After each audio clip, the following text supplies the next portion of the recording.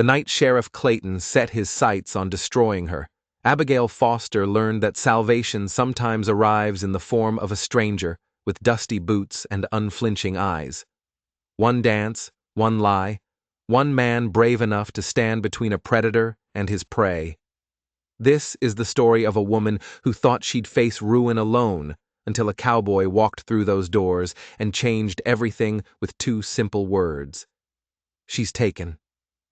Stay until the end and comment what city you're watching from so I can see how far this story travels.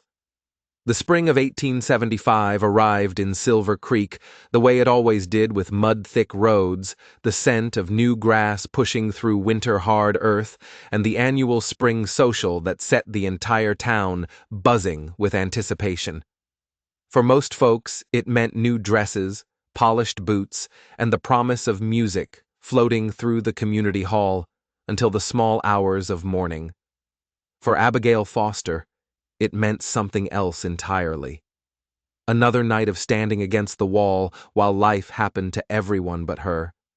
She stood there now in the corner near the refreshment table, her mother's cream-colored dress altered to fit her taller frame, her dark hair pinned back in a style that had taken her an hour to achieve and would likely be disheveled within another. The dance card dangling from her wrist remained pristinely blank, a small rectangle of humiliation she couldn't quite bring herself to remove. Around her, Silver Creek's finest swirled and laughed. Martha Henderson giggled as young Thomas Wright nearly tripped over his own feet, trying to lead her through a reel. The Calloway sisters, both blonde and both relentlessly cheerful, had filled their cards before the music even began. Even old Mrs. Patterson was out on the floor, her husband of 40 years, guiding her through the steps they'd known since they were young. Abigail watched it all with the practiced expression of someone who'd learned not to let her loneliness show. She was 23 years old, owned a struggling horse ranch on the outskirts of town, and carried debts that would have broken a weaker person months ago. She was, by Silver Creek standards, unmarriageable, poor, proud, and far too independent for her own good. Miss Foster. The voice cut through her thoughts like a knife through butter, smooth, cold, and entirely unwelcome. She turned to find Sheriff Clayton approaching, his badge catching the lamplight, his smile catching nothing but her immediate dread. He was a tall man, broad-shouldered and handsome in the way that poisonous things are often beautiful. His dark hair was slicked back with pomade, his suit pressed to perfection, and his eyes held the kind of calculation that made smart women cross to the other side of the street. Sheriff. She kept her voice neutral, her back straight. She'd learned early that showing fear to men like Clayton was like showing blood to wolves. I noticed your card is empty. He didn't ask. He observed, stated, claimed. His gaze swept over her with the possessive quality of a man appraising livestock. I thought I might remedy that situation. Every instinct screamed at her to refuse. Clayton had been circling her property for months, making comments about how difficult it must be for a woman alone to manage such a large ranch, offering to help in ways that always seemed to benefit him more than her. He wanted her land. He wanted her horses. And lately, his visits had suggested he wanted something more. That's kind of you, Sheriff, but It wasn't a question, Miss Foster. His smile widened, but his eyes remained cold. He reached for her wrist, fingers closing around the ribbon that held her dance card. A woman in your position should be grateful for any. The doors to the community hall swung open with a force that stopped conversations mid-sentence and turned heads across the room. The spring wind rushed in, carrying with it the scent of sage and dust, and the vast open spaces beyond Silver Creek's carefully cultivated borders. And in that doorway stood a man who looked like he'd written straight out of a dime novel. He was tall, taller even than Clayton, with shoulders that spoke of hard work and a frame that spoke of harder living. His clothes were travel, but clean, his boots dusty from the trail, his hat tipped back just enough to reveal a face weathered by sun and wind and whatever else life on the frontier threw at a man. But it was his eyes that caught Abigail's attention and held it blue, clear, and looking directly at her with an intensity that made her breath catch in her throat. The stranger stepped into the lamplight, his spurs chiming softly against the wooden floor. The musicians had stopped playing. The dancers had stopped dancing. Every soul in that room watched as this unknown cowboy walked forward, with the kind of confidence that came from having nothing left to lose and everything to prove. He stopped 3FT from where Abigail stood, trapped by Clayton's grip on her wrist.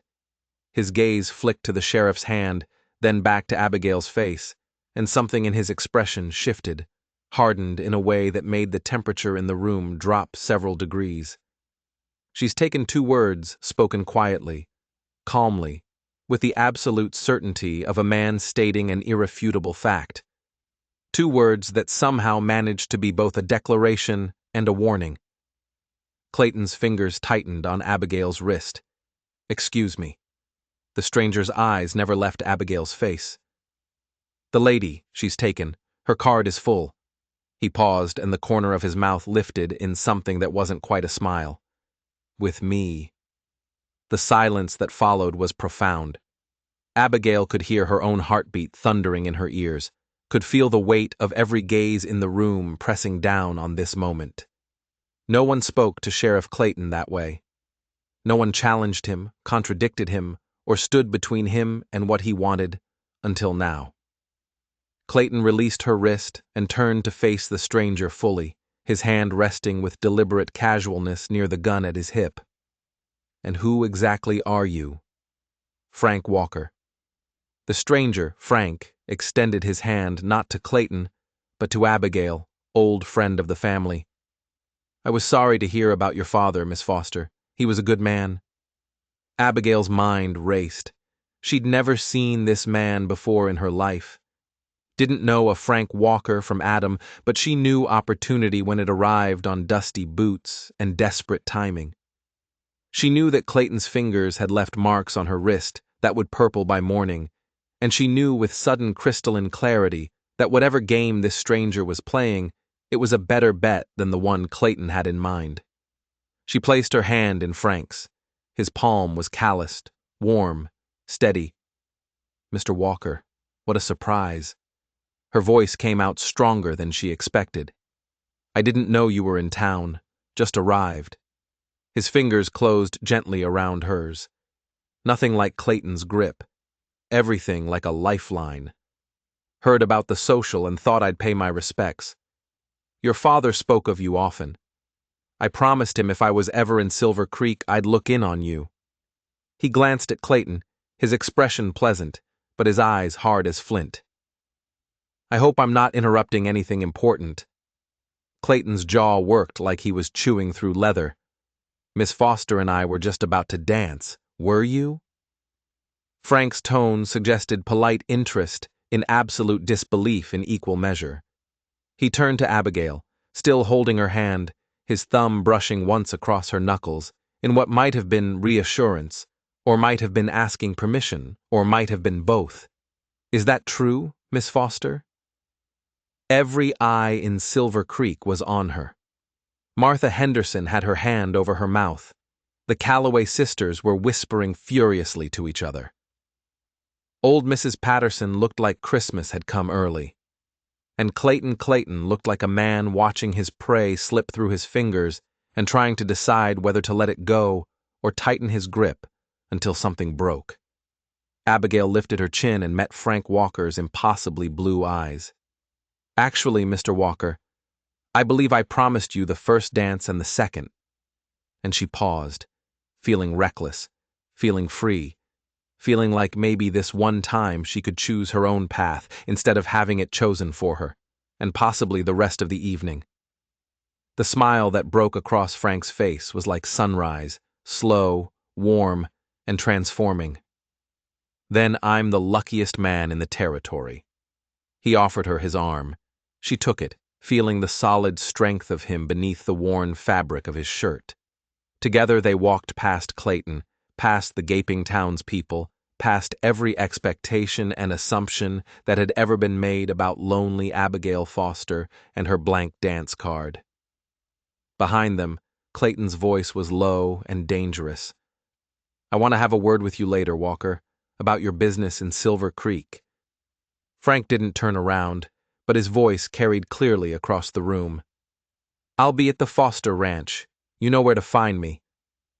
Then they were in the center of the floor, and the musicians, bless them, were striking up a waltz, and Frank's hand was settling at her waist with a respect that Clayton had never shown. And Abigail was moving through the steps her mother had taught her years ago. And for the first time in longer than she could remember, she wasn't standing alone against the wall, watching life happen to other people. "You're going to have to tell me," she whispered as they turned.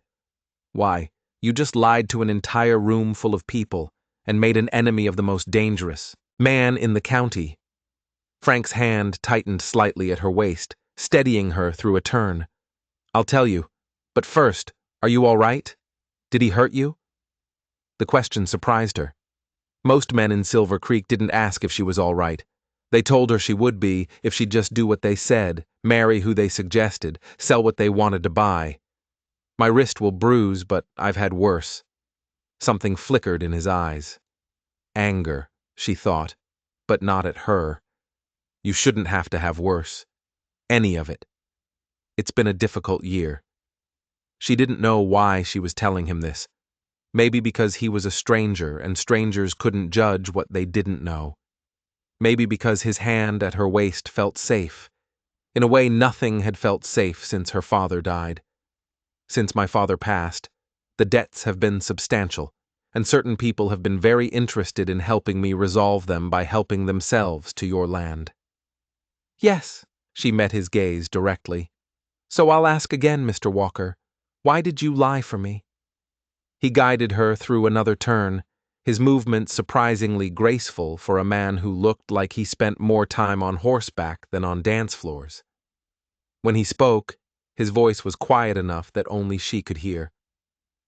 "Because I've been that man before, the one watching a predator circle someone who doesn't deserve what's coming.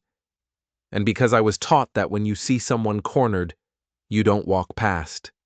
You step in, even for a stranger, especially for a stranger."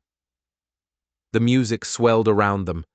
Across the room, Clayton stood with his arms crossed, watching them with eyes that promised consequences. But Frank didn't look at him. He looked at Abigail, and his expression was serious, honest, and utterly without guile. "I didn't know your father, Miss Foster. That was a lie, but I tell it again right now without hesitation. If it meant keeping a wolf from cornering a lady who deserves better." Her throat tightened. "You don't know me either. You don't know if I deserve anything. I know you're standing in the middle of a dance floor talking to a stranger about debts and predators when you should be thinking about nothing heavier than music." He smiled, and it was the saddest, warmest smile she'd ever seen. "I know your wrist is going to bruise from where he grabbed you. I know every person in this room watched you stand alone for probably an hour before I walked in. And I know that when I gave you a choice, to go along with my lie or call me out on it, you chose the risk of trusting a stranger over the certainty of whatever Clayton had planned. The waltz was ending. Another would begin soon. Abigail could feel the weight of 100 conversations that would happen tomorrow, 100 speculations about the mysterious Frank Walker and his connection to the Foster family. She should care about that, should worry about her reputation, her standing, the whispers that would follow.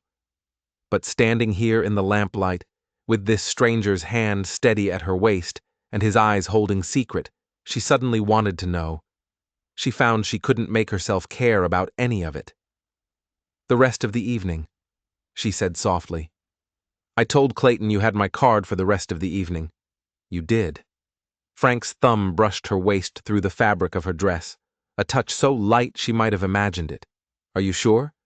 Because I can walk out that door right now if you'd rather not be tied to whatever trouble I just caused." She should let him go, should thank him for the rescue and send him on his way before Clayton's suspicions turned into something more dangerous.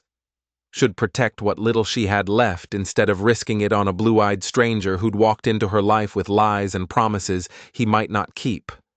Should. Abigail Foster had spent the last year doing what she should, being sensible, being careful, being alone. "I'm sure," she said, and felt something inside her chest, something that had been locked tight since the day they'd buried her father crack open just a little. "Dance with me, Mr. Walker, at least until the music stops." His smile was answer enough. "Frank, and I'll dance with you as long as you'll have me, Miss Foster." Abigail. The name felt like a gift offered freely. If we're going to scandalize the town together, we might as well be on a first-name basis. The music started again, a reel this time, faster and more complicated than the waltz.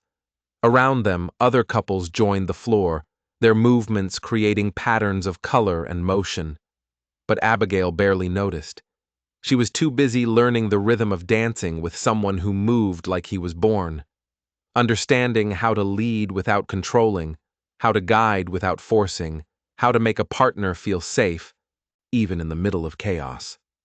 They danced through the reel, then a Scottish, then another waltz. Between dances, Frank fetched her punch and positioned himself between her and Clayton's glowering presence near the door. They talked about nothing, about everything, about the weather and the trail, and whether she preferred horses to cattle. Horses, always horses, was her answer, and his grin suggested he'd known it before he asked. "Where are you from?" she asked during a pause in the music, breathless from dancing and something else she couldn't quite name. "Everywhere?" He handed her a cup of punch, his fingers careful not to touch the bruises forming on her wrist. "Nowhere. I've been working ranches since I was 14. Cattle drives mostly. Worked my way from Texas to Montana and back again. And you just happened to be passing through Silver Creek on the night of our social?" His eyes crinkled at the corners. "I heard there might be good horses in the area. Heard the Foster Ranch had some of the finest stock in the territory." He paused. "Heard the owner might be in need of a good hand if she was hiring." Abigail's breath caught. "That's what this is? You're looking for work?" "I'm looking for a lot of things." His voice dropped, became something more serious, more real. "But yes, I heard Silver Creek had a horse ranch run by a woman who knew her business, who'd learned from one of the best trainers in the West, who was trying to keep her father's legacy alive despite some powerful people wanting to see her fail." He met her gaze directly. "I heard she might need help, and I needed a reason to stop moving for a while." "Who told you all that?" "Bar in Cheyenne, Cowboy's talk. Your father's reputation reached farther than you might think." She wanted to believe him, wanted to trust that this stranger with his easy smile and his protective instincts and his impeccable timing was exactly what he seemed. A drifter, looking for honest work, who'd happened to arrive at the exact moment she needed someone to stand between her and disaster. But Abigail Foster hadn't survived the last year by being naive. And the part where you claimed to be an old family friend, where you said, "My father spoke of me often." Frank had the grace to look slightly abashed.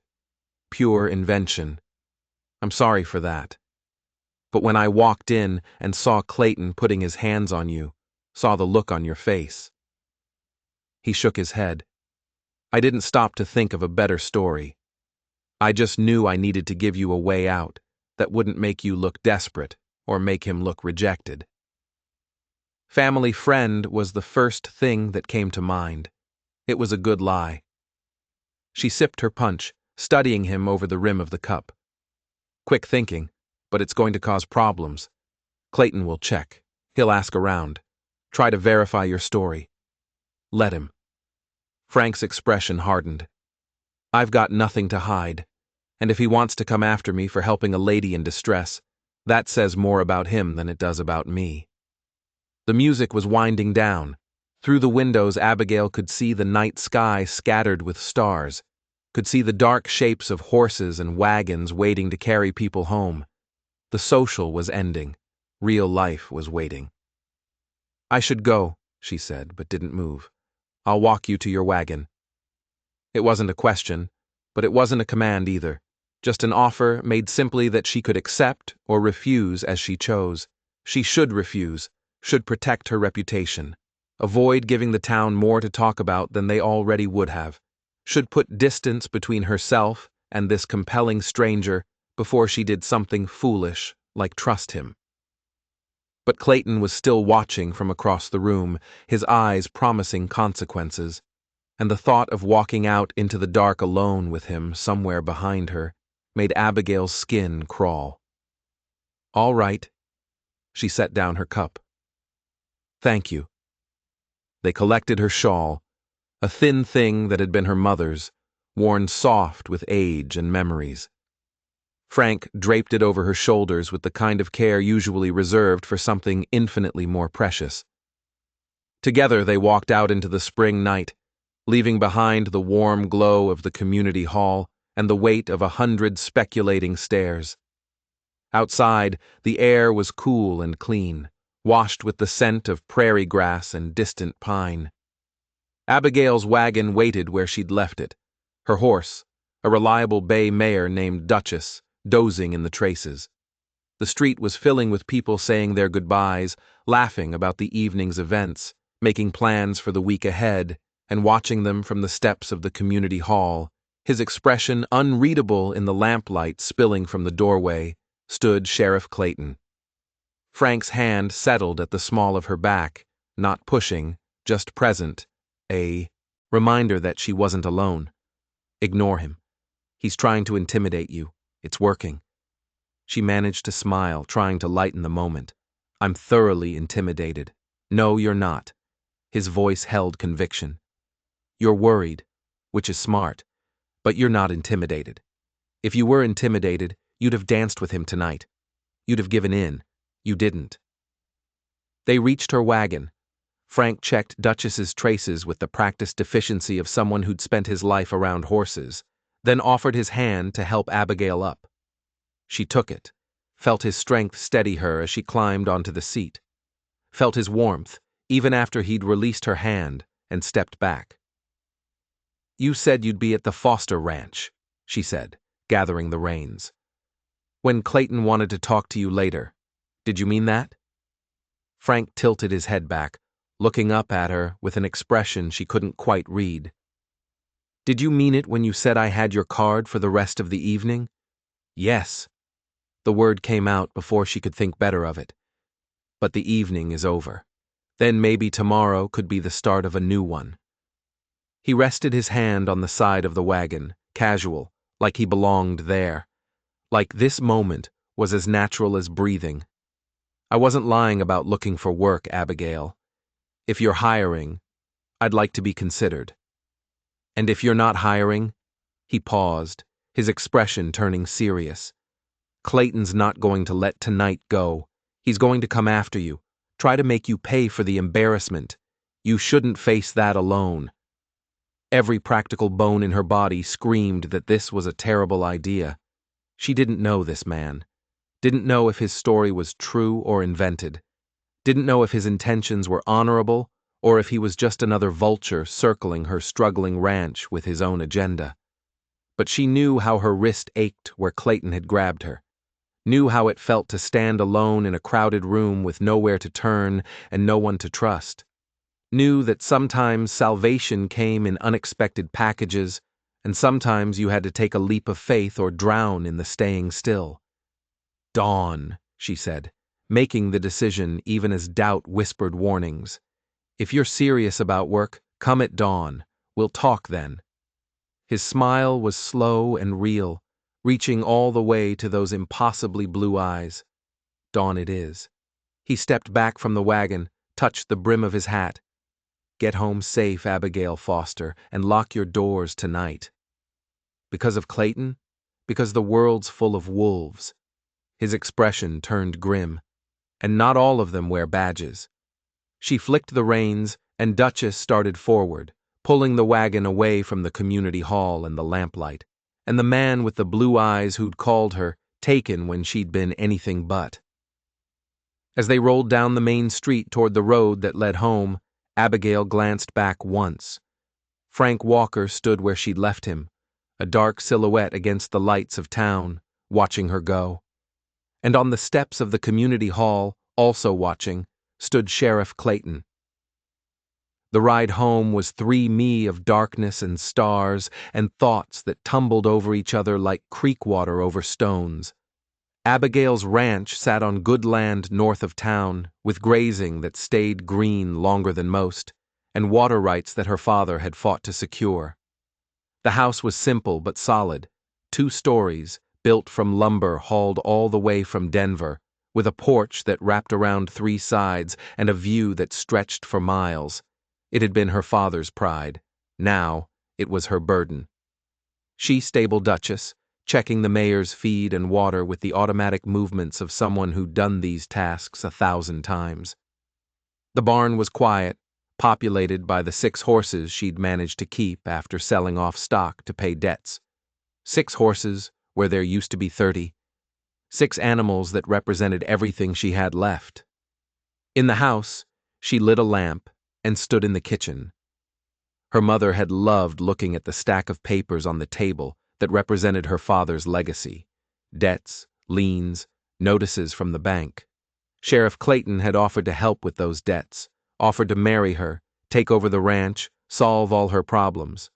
All she had to do was give up everything her father had built and make herself property of a man who looked at her like she was already his. No. The word echoed in the empty kitchen. Not while I'm still breathing. She touched her wrist where the bruises were darkening, then touched her waist where Frank Walker's hand had rested during their dance. Respectful, steady, asking nothing, offering everything.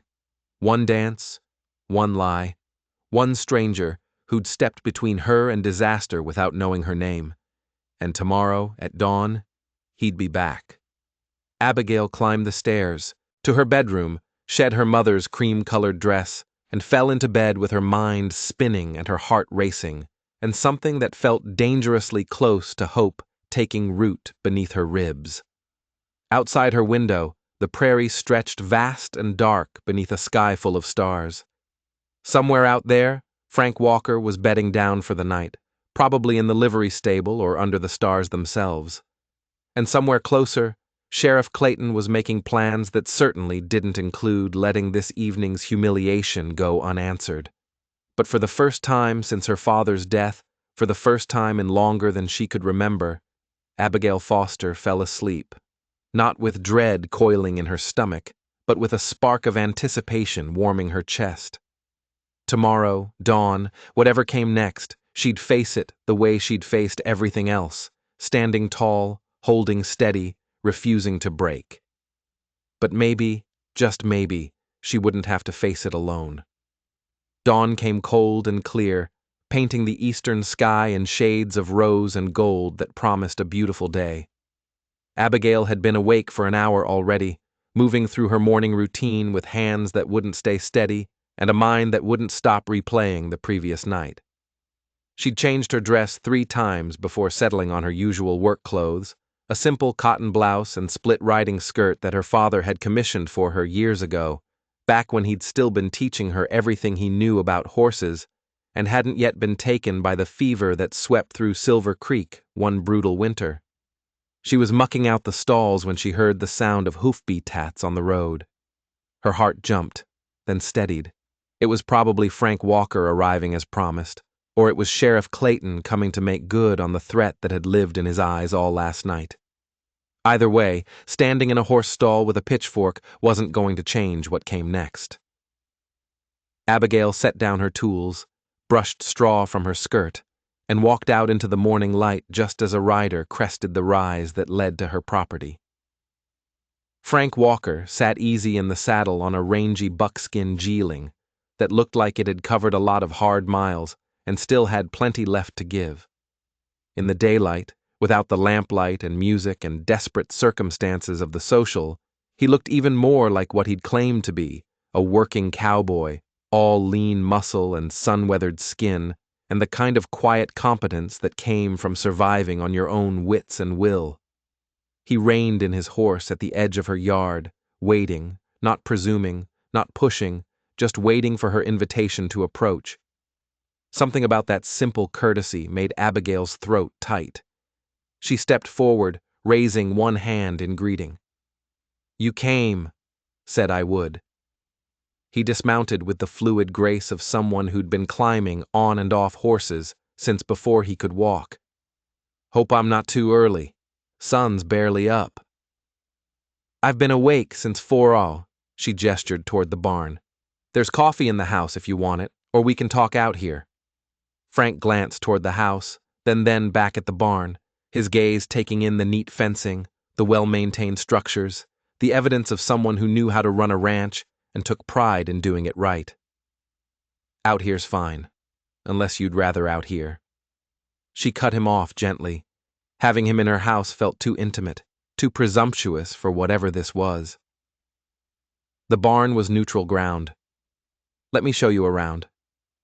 She led him through the property, pointing out the 6 horses that remained, explaining their bloodlines and their quirks and their potential. Frank listened with the attention of someone who actually cared about what he was hearing, asking questions that proved he knew horseflesh, nodding at her explanations, occasionally moving closer to examine a particular animal's conformation or temperament. "Your father trained them?" he asked, running an experienced hand down the leg of a 3-year-old mare that Abigail had been working with for months. "Most of them. This one's all mine." Pride crept into her voice despite her efforts to keep it neutral. "Luna, she's got her mother's speed and her father's disposition. Should be worth good money if I can finish her training." If Frank straightened, his blue eyes sharp. "You sound like you're not sure you'll get the chance." Abigail's jaw tightened. "The bank wants payment by September. I've got 4 months to come up with more money than I've seen in 2 years. These horses are my best shot, but they're not ready yet, and training takes time I might not have. What about selling the land?" "To who? Clayton?" The name came out bitter. "He's made it clear he's interested, but his offer is half what this place is worth, and it comes with conditions I won't accept." Frank's expression darkened. "Let me guess. Marriage, among other things." She moved away from Luna, uncomfortable with the turn in conversation. "Look, Mr. Walker." Frank. Frank.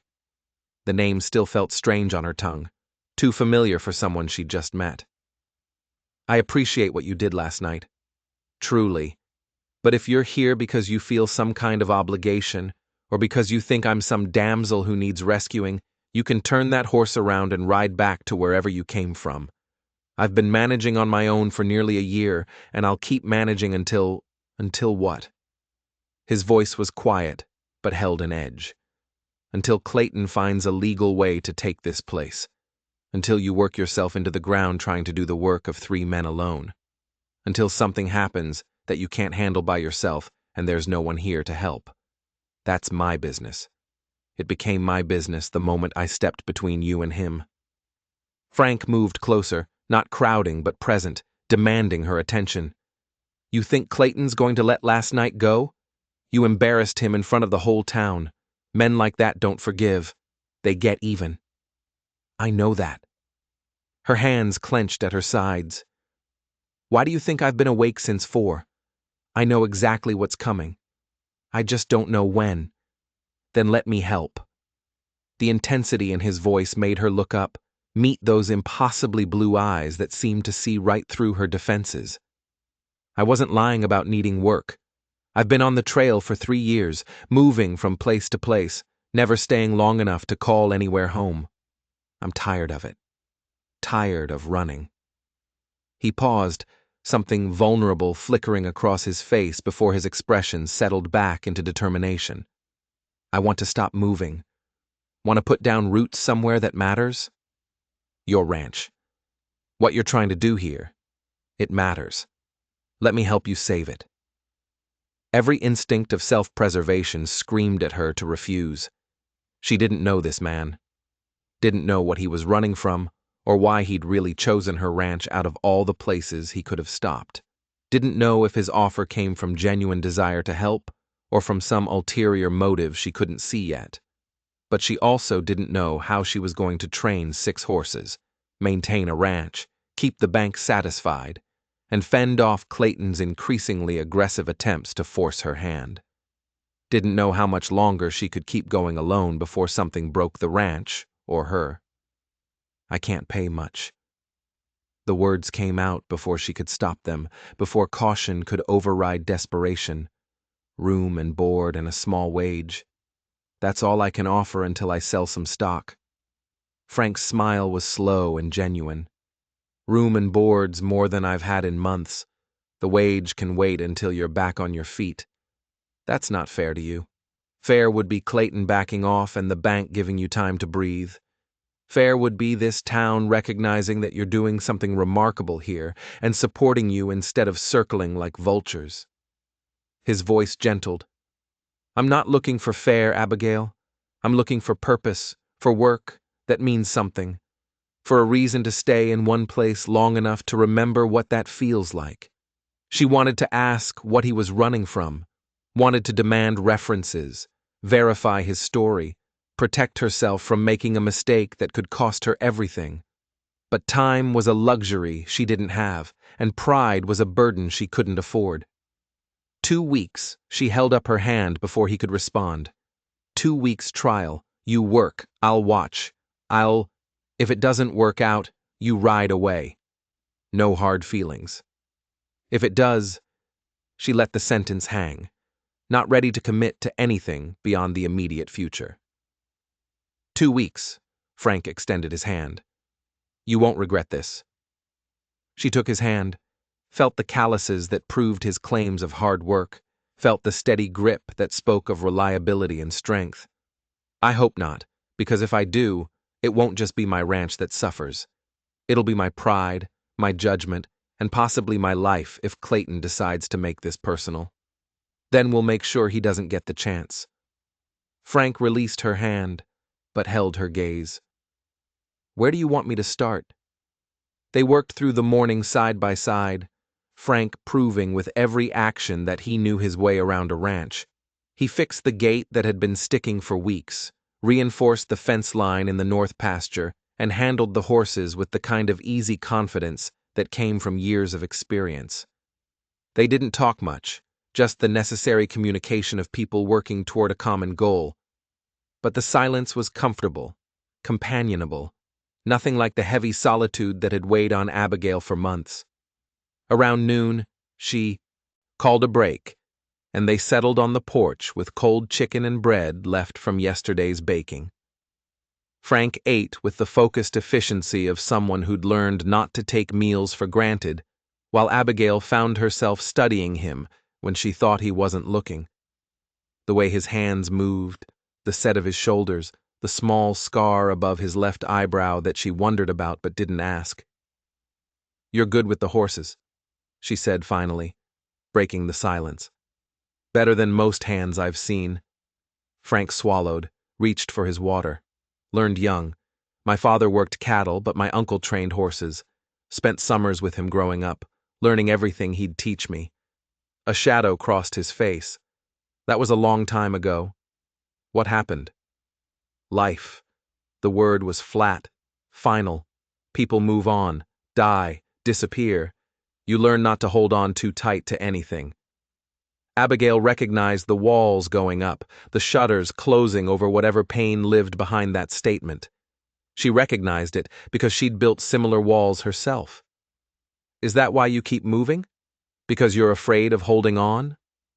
His eyes met hers, and for a moment she saw something raw and honest beneath the surface. Calm. Maybe, I just hadn't found anything worth staying for yet. The air between them shifted, became charged with something neither of them seemed ready to name. Abigail looked away first, focusing on the horizon, where the prairie grass rippled in the breeze like waves on some vast golden ocean. Don't make promises you can't keep, Frank Walker. I've had enough of those to last a lifetime. I'm not promising forever. His voice was quiet, steady. I'm just saying that, right now, today, this place feels more like home than anywhere I've been in 3 years. And if you'll let me, I'd like to help you keep it. Before she could respond, the sound of approaching horses drew their attention. 3 riders crested the rise. Sheriff Clayton, flanked by 2 of his deputies, all mounted on horses that were too fine for simple law work, and spoke of Clayton's tendency to confiscate evidence that never quite made it back to its rightful owners. Abigail stood slowly, her meal forgotten. Frank rose beside her, his movements unhurried, but his body positioned slightly in front of hers, blocking, protecting. Clayton reined in his horse at the edge of the yard, his expression pleasant in the way that poisonous snakes are pleasant right before they strike. Miss Foster, Mr. Walker, beautiful day for ranch work. Sheriff. Abigail kept her voice level. What brings you out here?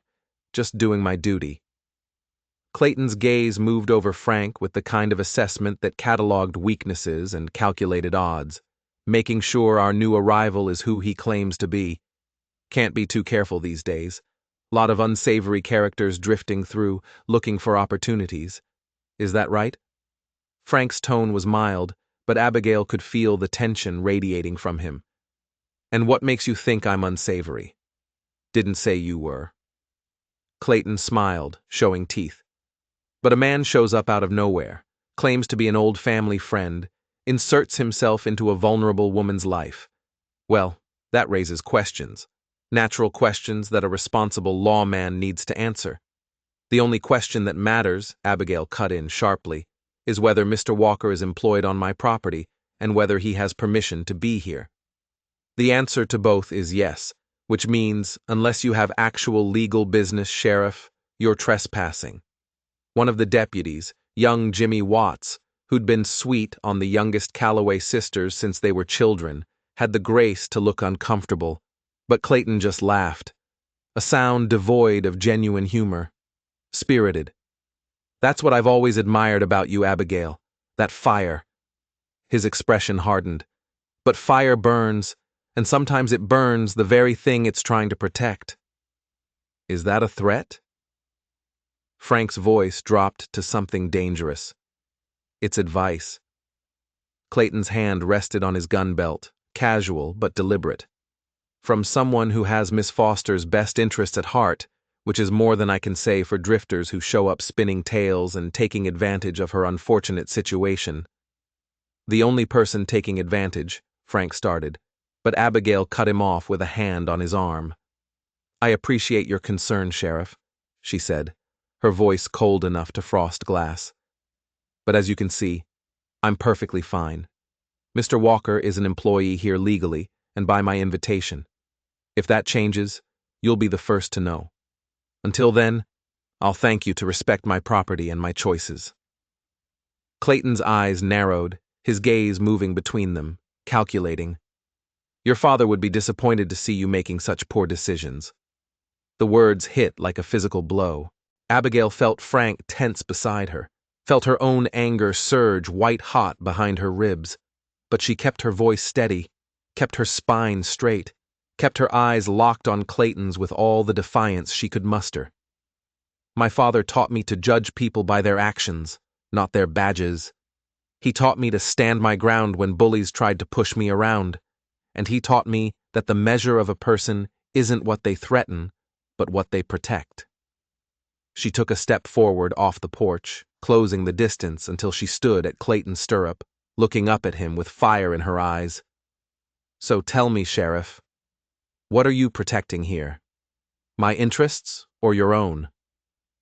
For a moment, something ugly flickered across Clayton's face, rage, frustration, wounded pride. Then his expression smoothed into professional neutrality, but his eyes remained cold. I'm protecting this town from strangers with unknown pasts who might not be what they seem. I'm protecting a woman who might not realize she's in danger until it's too late. He gathered his reins. But if you want to learn that lesson the hard way, Miss Foster, that's your choice. Just remember, I tried to warn you. He wheeled his horse and rode off, his deputies following. They watched until the 3 riders disappeared over the rise, leaving nothing but dust and the weight of unspoken threats hanging in the air. Frank let out a long breath. Well, that went about as well as expected. He's not going to let this go. Abigail's hands were shaking now that the confrontation was over. He'll find a way to cause trouble for both of us. Let him try. Frank turned to face her fully. Abigail, I need you to understand something. Whatever is coming, and something is definitely coming. You're not facing it alone anymore. Not as long as I'm here. You barely know me. I know enough. His expression was fierce, protective in a way that made her chest tight. I know you stood up to a man with a badge and a gun and didn't back down. I know you're fighting to keep something your father built, even though the odds are stacked against you. I know you're stronger than half the men I've worked with, and braver than most. He paused. And I know that if I walk away now, Clayton will crush you. And I can't. I won't let that happen. Why? The question burst from her before she could contain it. Why do you care? You don't owe me anything. You could ride out of here today and never look back. Why risk Clayton's anger? Why risk whatever trouble is clearly following you? Why stay? Frank was quiet for a long moment, his gaze distant, seeing something she couldn't. When he finally spoke, his voice was rough with emotion. He didn't try to hide. 3 years ago, I watched a man die because I wasn't brave enough to step in when it mattered. Watched him get beaten by men who thought they were above the law, thought they could do whatever they wanted because they had badges and authority and no one to answer to. His hands clenched at his sides. I was just a ranch hand, young, scared, convinced that getting involved would only make things worse. So, I stood there, did nothing, and he died. Abigail's breath caught. Frank, I've been running ever since, moving from place to place, never staying long enough to get attached, never letting myself care enough to be vulnerable again. Because caring meant risk, and risk meant possibly failing again, possibly standing by while something terrible happened, because I was too afraid to act. You met her eyes, and she saw the weight of guilt and regret and determination burning there. Last night, when I walked into that hall and saw Clayton putting his hands on you, saw the fear in your eyes, I knew I had a choice. I could walk past, keep running, stay safe, or I could step in, risk everything, and maybe finally do the right thing. You did do the right thing. I did what I should have done 3 years ago. His voice softened. And standing here now, working beside you, feeling like maybe I'm finally part of something that matters. It's not about obligation, Abigail. It's about redemption. It's about proving to myself that I'm not the coward who stood by and did nothing. It's about finding a place worth fighting for and a person worth protecting and saying enough. No more running. No more hiding. Just standing firm and facing whatever comes. The silence that followed was profound. Abigail felt tears prick her eyes, for his pain, for his courage, for the terrible honesty of his confession. I'm not a redemption project, she said finally, her voice barely above a whisper. No. Frank smiled, sad and genuine. You're a woman trying to save her father's legacy. And I'm a man trying to save his soul. Maybe we can help each other. She should have said no. Should have recognized the danger in tying her fate to someone running from demons she didn't understand. Should have protected herself, her ranch, her heart from the risk of trusting someone who'd already admitted to being broken. But standing there in the afternoon sun, with Clayton's threat still ringing in her ears and Frank's confession still echoing in her heart, Abigail made a different choice.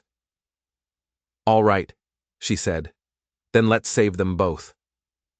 The rest of the day passed in purposeful work.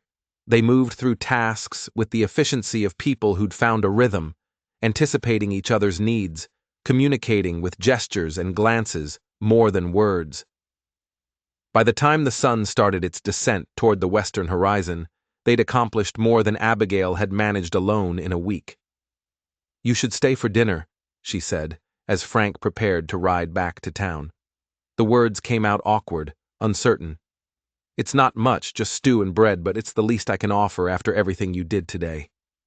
Frank hesitated, clearly torn between acceptance and propriety. I don't want to compromise your reputation. My reputation was compromised the moment you claimed me at that dance. She managed a tired smile. Besides, we're business partners now. Employer and employee. Nothing improper about a working meal. They both knew it was more than that. Knew that whatever was growing between them wasn't simple or safe or easily defined. But Frank nodded, tethered his horse, and followed her into the house. The kitchen was warm and welcoming, filled with the scent of simmering stew and fresh bread. Abigail moved through the space with practiced ease, setting out bowls and spoons, pouring water, trying not to notice how Frank's presence filled the room in a way that had nothing to do with his physical size and everything to do with the way he made her feel, seen, valued, protected.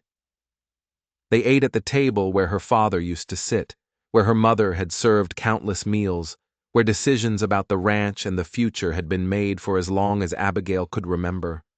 It should have felt strange having Frank Walker there, this near stranger who'd inserted himself into her life with lies and promises, but instead it felt right in a way that terrified her. "Tell me about your father," Frank said, breaking the comfortable silence. "What was he like?" Abigail set down her spoon, considering strong, stubborn. "He loved this land more than anything except my mother. And when she died, he poured all that love into the ranch and into teaching me everything he knew." Her throat tightened. "He wanted me to marry, wanted grandchildren, wanted what most fathers want, but he also wanted me to be able to stand on my own. Said the world was hard on women, and the only way to survive was to be harder than the world. Sounds like a wise man. He was, until the fever took him." She blinked against the tears that always threatened when she talked about her father. "After he died, everything fell apart. The debts he'd hidden to protect me, the enemies he'd made standing up for what was right, the vultures who saw his death as an opportunity." Her hands clenched around her spoon. "Clayton started circling before my father was even cold in the ground." Frank reached across the table, his hand covering hers. The touch was gentle, grounding. "You've done an incredible job keeping this place alive. Your father would be proud." "Would he?" The question came out bitter. "I'm about to lose everything he built. Some legacy. You haven't lost it yet." His grip tightened slightly. "And you're not going to. We're going to find a way." "How? How are we going to come up with enough money to satisfy the bank before they foreclose?" "Training horses takes months, sometimes years. I don't have that kind of time." Frank was quiet for a moment, his expression thoughtful. Finally, he said, "What if we took your best horses to Cheyenne, sold them at the autumn market? Buyers there pay premium prices for quality stock, and you've got quality." Abigail had considered it before, dismissed it as too risky. "That's a 3-week journey each way. 6 weeks away from the ranch, leaving everything vulnerable. And even if we made it there and back safely, there's no guarantee we'd get the prices we need." "It's a risk," Frank admitted, "but it might be your best option. Better than waiting for Clayton to find a legal way to take this place. Better than working yourself to death trying to do everything alone. And who would run the ranch while we're gone? Who'd protect it from Clayton, or anyone else who might decide an empty property is ripe for the taking? We'd need help. Someone trustworthy to stay behind. Keep an eye on things." Abigail laughed, the sound hollow. "Because I have so many trustworthy friends in Silver Creek, who'd risk Clayton's anger to help me. Then we find someone from outside town. We hire extra hands, people who don't have a stake in whatever game Clayton's playing." Frank leaned forward, his eyes intense. "Abigail, I know it sounds impossible, but impossible is better than inevitable. Right now, losing this ranch feels inevitable. At least this way, we're fighting back." She wanted to believe him, wanted to think that hope and hard work and a well-timed trip to Cheyenne could solve everything. But years of disappointment had taught her to be cautious, to protect herself from the pain of failed dreams. "I'll think about it," she said finally. "That's all I can promise right now." "That's enough." Frank squeezed her hand once more before releasing it. "Now tell me about these horses we'd be taking. What makes them special?" They talked long into the evening, the conversation flowing from horses to ranching to stories about their pasts that felt safe to share. Frank spoke of cattle drives and dusty trails, of cowboys he'd worked with and places he'd seen. Abigail shared memories of her father's teachings, her mother's quiet strength, the dreams she'd had before responsibility and debt had narrowed her world to simple survival. When Frank finally rose to leave, the moon was high, and the night was cool with the promise of stars. He paused at the door, his hat in his hands, his expression serious. "Thank you," he said quietly, "for taking a chance on a stranger, for trusting me enough to share your table and your story, for letting me be part of this, even for just 2 weeks." "Thank you," Abigail countered, "for stepping between me and Clayton, for offering help when I needed it most, for giving me something I haven't had in a long time." "What's that?" "Hope." The word came out soft, vulnerable, true. "You gave me hope." Frank's smile was gentle, understanding. He reached out, his fingers brushing her cheek in a touch that lasted only a heartbeat, but felt like a promise. "Then I'll keep giving it to you. Every day I'm here." "That's a vow, Abigail Foster. Not a promise I can't keep. A vow I won't break." He settled his hat on his head, stepped out into the night, and mounted his buckskin geeling. Abigail stood in the doorway, watching him ride away, his silhouette dark against the moonlit prairie, her heart doing complicated things in her chest that she wasn't ready to examine. Behind her, the house stood solid and familiar, filled with memories of people she'd loved and lost. Ahead of her, the future stretched uncertain and dangerous, filled with threats from Clayton and the bank, and the simple, brutal reality of trying to save something that might already be past saving. But for the first time in longer than she could remember, Abigail didn't feel alone in facing it. She touched her cheek where Frank's fingers had brushed, then locked the door and climbed the stairs to bed. Tomorrow would bring new challenges, new work, new reasons to doubt and fear, and question every decision she'd made. But tonight she'd fall asleep with Frank Walker's vow echoing in her mind and hope warming her chest like a candle flame in the darkness. Small, flickering, fragile, but burning nonetheless.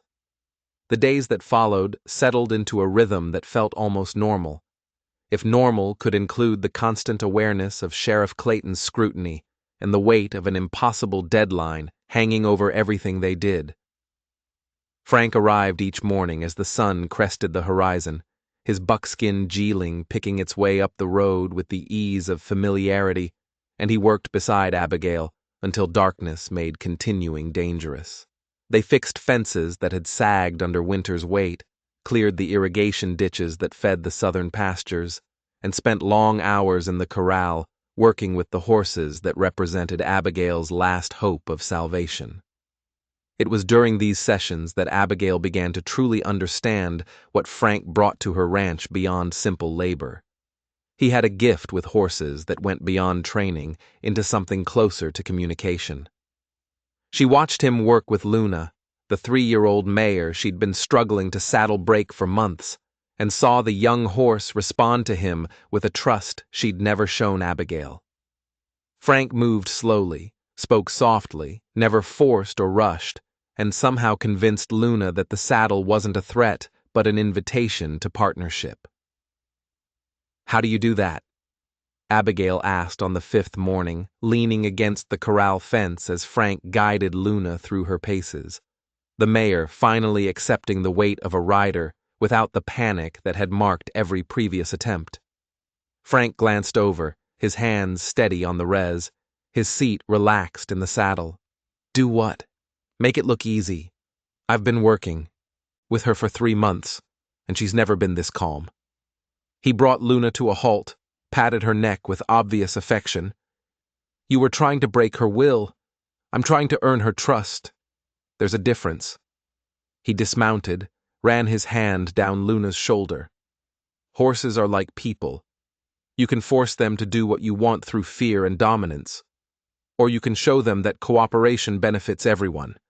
One method is faster, the other builds something that lasts. Abigail climbed over the fence, approaching Luna slowly. The mayor's ears swiveled toward her, but didn't pin back in warning. Progress. My father used to say something similar. He said the best horses were partners, not tools. Your father was right. Frank handed her the reins. Try her now, but remember, you're not fighting her. You're dancing with her. The next hour was a revelation. With Frank's guidance, Abigail discovered that Luna's resistance hadn't been stubbornness, but fear, and that fear dissolved when approached with patience instead of frustration. By the time they finished, both woman and horse were tired, but triumphant, and Abigail felt something shift inside her chest, a loosening of the knot of anxiety that had lived there since her father's death, a glimpse of possibility where there had been only dread. Thank you, she said as they led Luna back to her stall. Not just for this, but for everything. For staying, for helping, for she hesitated, then forced the words out. For not making me feel foolish for needing help. Frank stopped walking, turned to face her fully. Dust motes danced in the shaft of sunlight that fell through the barn's open door, and his eyes were impossibly blue in the golden light. Asking for help isn't weakness, Abigail. It's wisdom. It's knowing that some loads are too heavy to carry alone, and that there's no shame in sharing the weight. His voice dropped, became something more intimate. And for what it's worth, you've helped me too. Given me a reason to stop running, a place that feels like it could become home if I let it. The air between them grew charged with awareness, with possibility, with all the things they hadn't said, but both felt growing stronger. Each day they worked side by side. Abigail's heart hammered against her ribs, and she found herself leaning slightly toward him, drawn by something she couldn't name and wasn't sure she wanted to resist. Then Luna snorted, breaking the moment, and they both laughed. Awkward, relieved, still circling whatever was building between them, but not yet ready to name it aloud. The spell was broken further by the sound of hoof-beats approaching fast. Frank's expression shifted instantly from warm to weary, his body positioning itself between Abigail and the barn door. But the rider who appeared wasn't Clayton or his deputies. It was Tommy Chen, the 16-year-old son of Silver Creek's doctor, his young face flushed with exertion and excitement. Miss Foster. He reined in his horse so abruptly the animal nearly sat back on its hunches. Miss Foster, you need to come quick. There's trouble in town. Abigail's stomach dropped. What kind of trouble? Sheriff Clayton arrested Sam Miller on horse theft charges. Says Sam stole one of the horses from the Henderson ranch last week, and he's got proof. Tommy's words tumbled over each other in his haste. But Miss Foster, everyone knows Sam didn't do it. He was helping my father deliver Mrs. Patterson's baby that night. Was at our house until dawn. My father's willing to testify, but Clayton won't listen. Says his evidence is solid, and Sam's going to hang if he can't prove his innocence. Frank swore softly. Abigail's mind raced, connecting pieces she didn't want to fit together. Sam Miller was a farmhand who worked for several families around Silver Creek. A quiet man in his 30s who'd never caused trouble and had a wife and 2 young children, depending on his wages. He was also one of the few people in town who'd spoken kindly to Abigail after her father's death, who'd helped her with heavy work when he had time, and never asked for more than fair payment. What's the evidence? Frank asked, his voice tight with controlled anger. A witness says they saw Sam near the Henderson place that night, and Clayton says he found stolen tack in Sam's barn with Henderson's mark on it. Tommy looked between them, his young face troubled. But Miss Foster, Sam's barn door doesn't even lock. Anyone could have put that tack there. And the witness? It's Jake Morrison, and everyone knows Jake owes Clayton money and would say whatever Clayton wanted him to say. This is about me. The words came out flat, certain. Abigail looked at Frank, saw the same realization in his eyes. Clayton's making an example. showing what happens to people who help. Me, who stand with me against him. Frank's jaw clenched. He's using the law as a weapon. That's what men like him do. Abigail was already moving, heading for the barn to saddle Duchess. Tommy, ride ahead and tell your father we're coming. Tell him not to let anyone move Sam until we get there. Yes, ma'am. The boy wheeled his horse and took off at a gallop, leaving dust and urgency in his wake. Frank caught Abigail's arm as she reached for her saddle. This could be a trap. Clayton might be expecting exactly this. You riding into town, getting involved, giving him an excuse to come after you next. I know she pulled free gently but firmly, but Sam helped me when he didn't have to. His children played with me when I was young, and he was just starting out. I can't let him hang for a crime he didn't commit just because helping me made him a target. Then we both go. Frank was already saddling his buckskin, and we're careful. No confrontations, no accusations we can't prove. We play this smart. They rode hard toward Silver Creek, the afternoon sun beating down on their backs, both of them silent with their own thoughts. Abigail's mind churned through possibilities, searching for a way to help Sam that wouldn't make things worse. Clayton held all the power in this situation, the badge, the authority, the willingness to bend the law to suit his purposes. What did she have? Nothing but the truth. And truth had a way of mattering less than people wanted to believe when power and politics were involved. Silver Creek appeared on the horizon, its buildings sharp against the pale sky. They slowed their horses as they entered the main street, drawing curious stares from townspeople who'd clearly heard about Sam's arrest and were lingering to see what would happen next. The sheriff's office sat at the far end of the street, its windows reflecting the afternoon light like closed eyes. Dr. Chen met them on the wooden sidewalk outside, his weathered face drawn with worry. He was a small man, older than Abigail's father would have been, with the gentle hands of a healer and the tired eyes of someone who'd seen too much suffering. Miss Foster, Mr. Walker, thank you for coming. How is Sam? Abigail dismounted, tying Duchess to the hitching post. Scared. His wife is inside with him now, but Clayton's only giving her a few minutes. Dr. Chen glanced at the office door. I've told Clayton I'll testify that Sam was with me that night, but he says witness testimony isn't enough to override physical evidence and an eyewitness account, the evidence he conveniently found and the witness who conveniently owes him favors. Frank's voice was cold. That's not justice. That's corruption. Careful, Mr. Walker. Dr. Chen's tone held warning. Clayton has friends on the territorial judges' circuit. Speaking against him without proof won't help, Sam.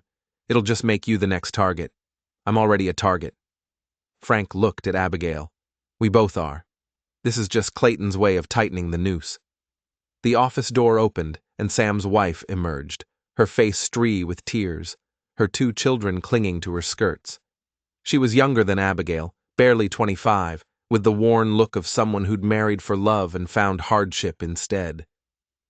When she saw Abigail, something broke in her expression, hope and desperation tangled together.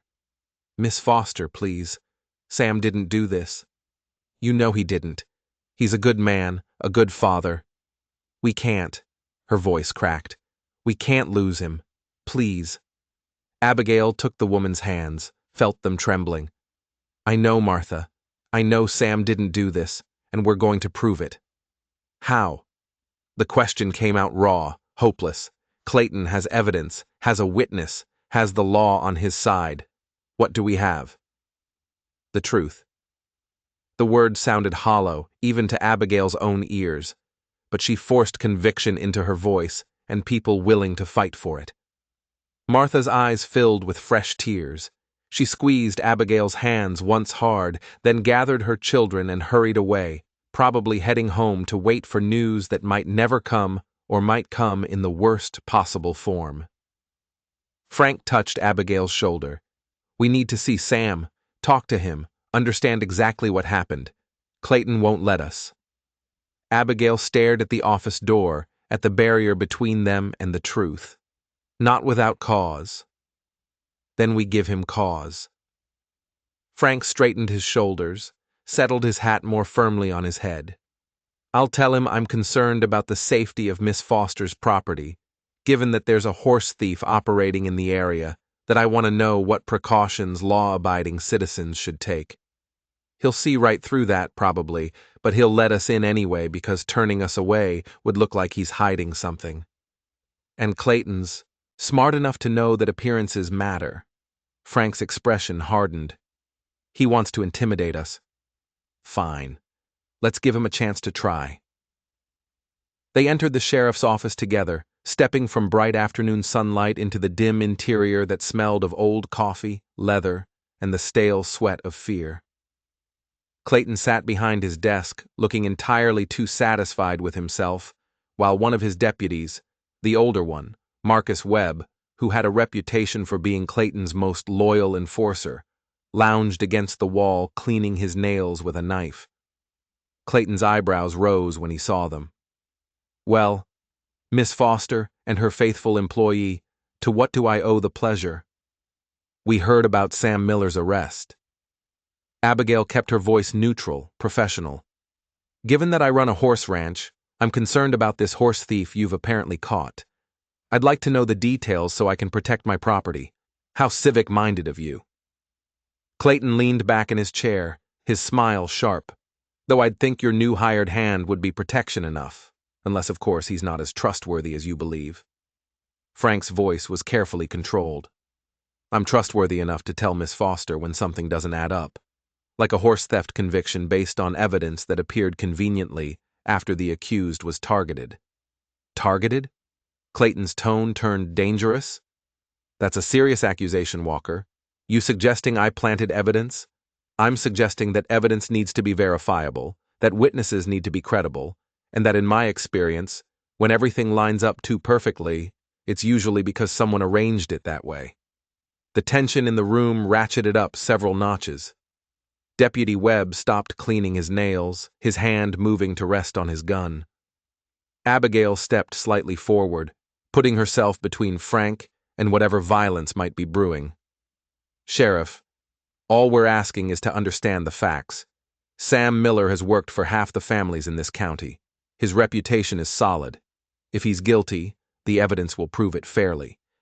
But if there's any chance he's innocent, don't you think he deserves a thorough investigation, rather than a rush to judgment?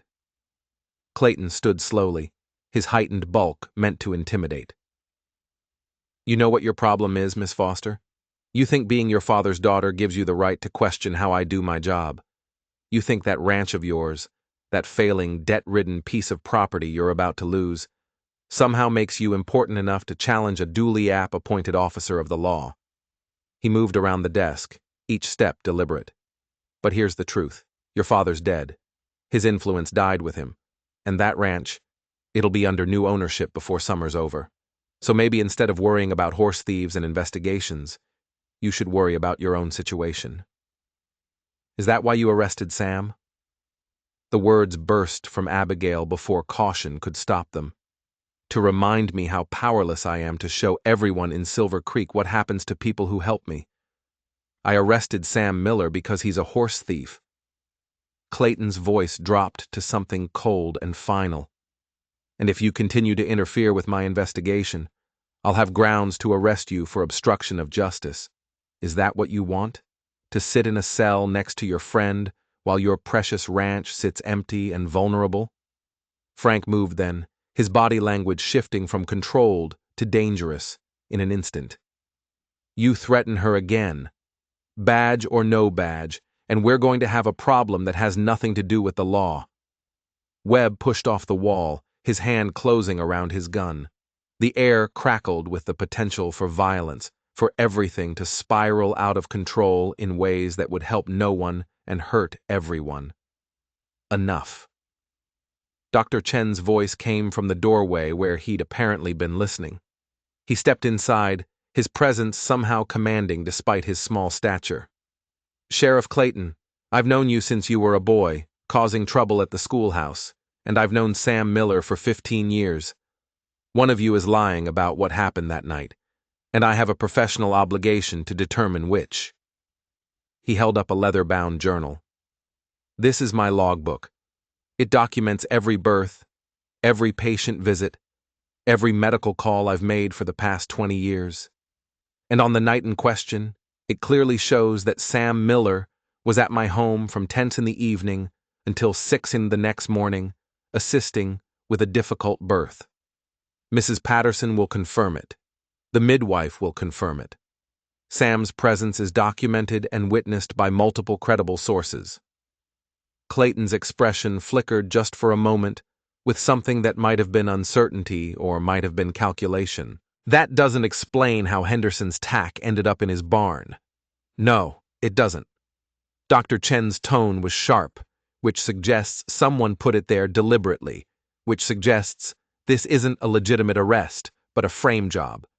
And while I respect your authority, Sheriff, I won't stand by and watch an innocent man hang because you have some other agenda. The silence that followed was profound. Abigail could hear her own heartbeat, could feel Frank's tension radiating beside her, could sense that this moment balanced on a knife's edge, and could fall either toward justice or disaster. Finally, Clayton sat back down, his expression smoothing into professional neutrality. Fine, I'll review the evidence again. Talk to Henderson. Verify the timeline with your midwife. But Sam stays locked up until I'm satisfied. His eyes fixed on Abigail. And you stay out of my investigation. All of you. This is official law business, and interference won't be tolerated. It wasn't exoneration.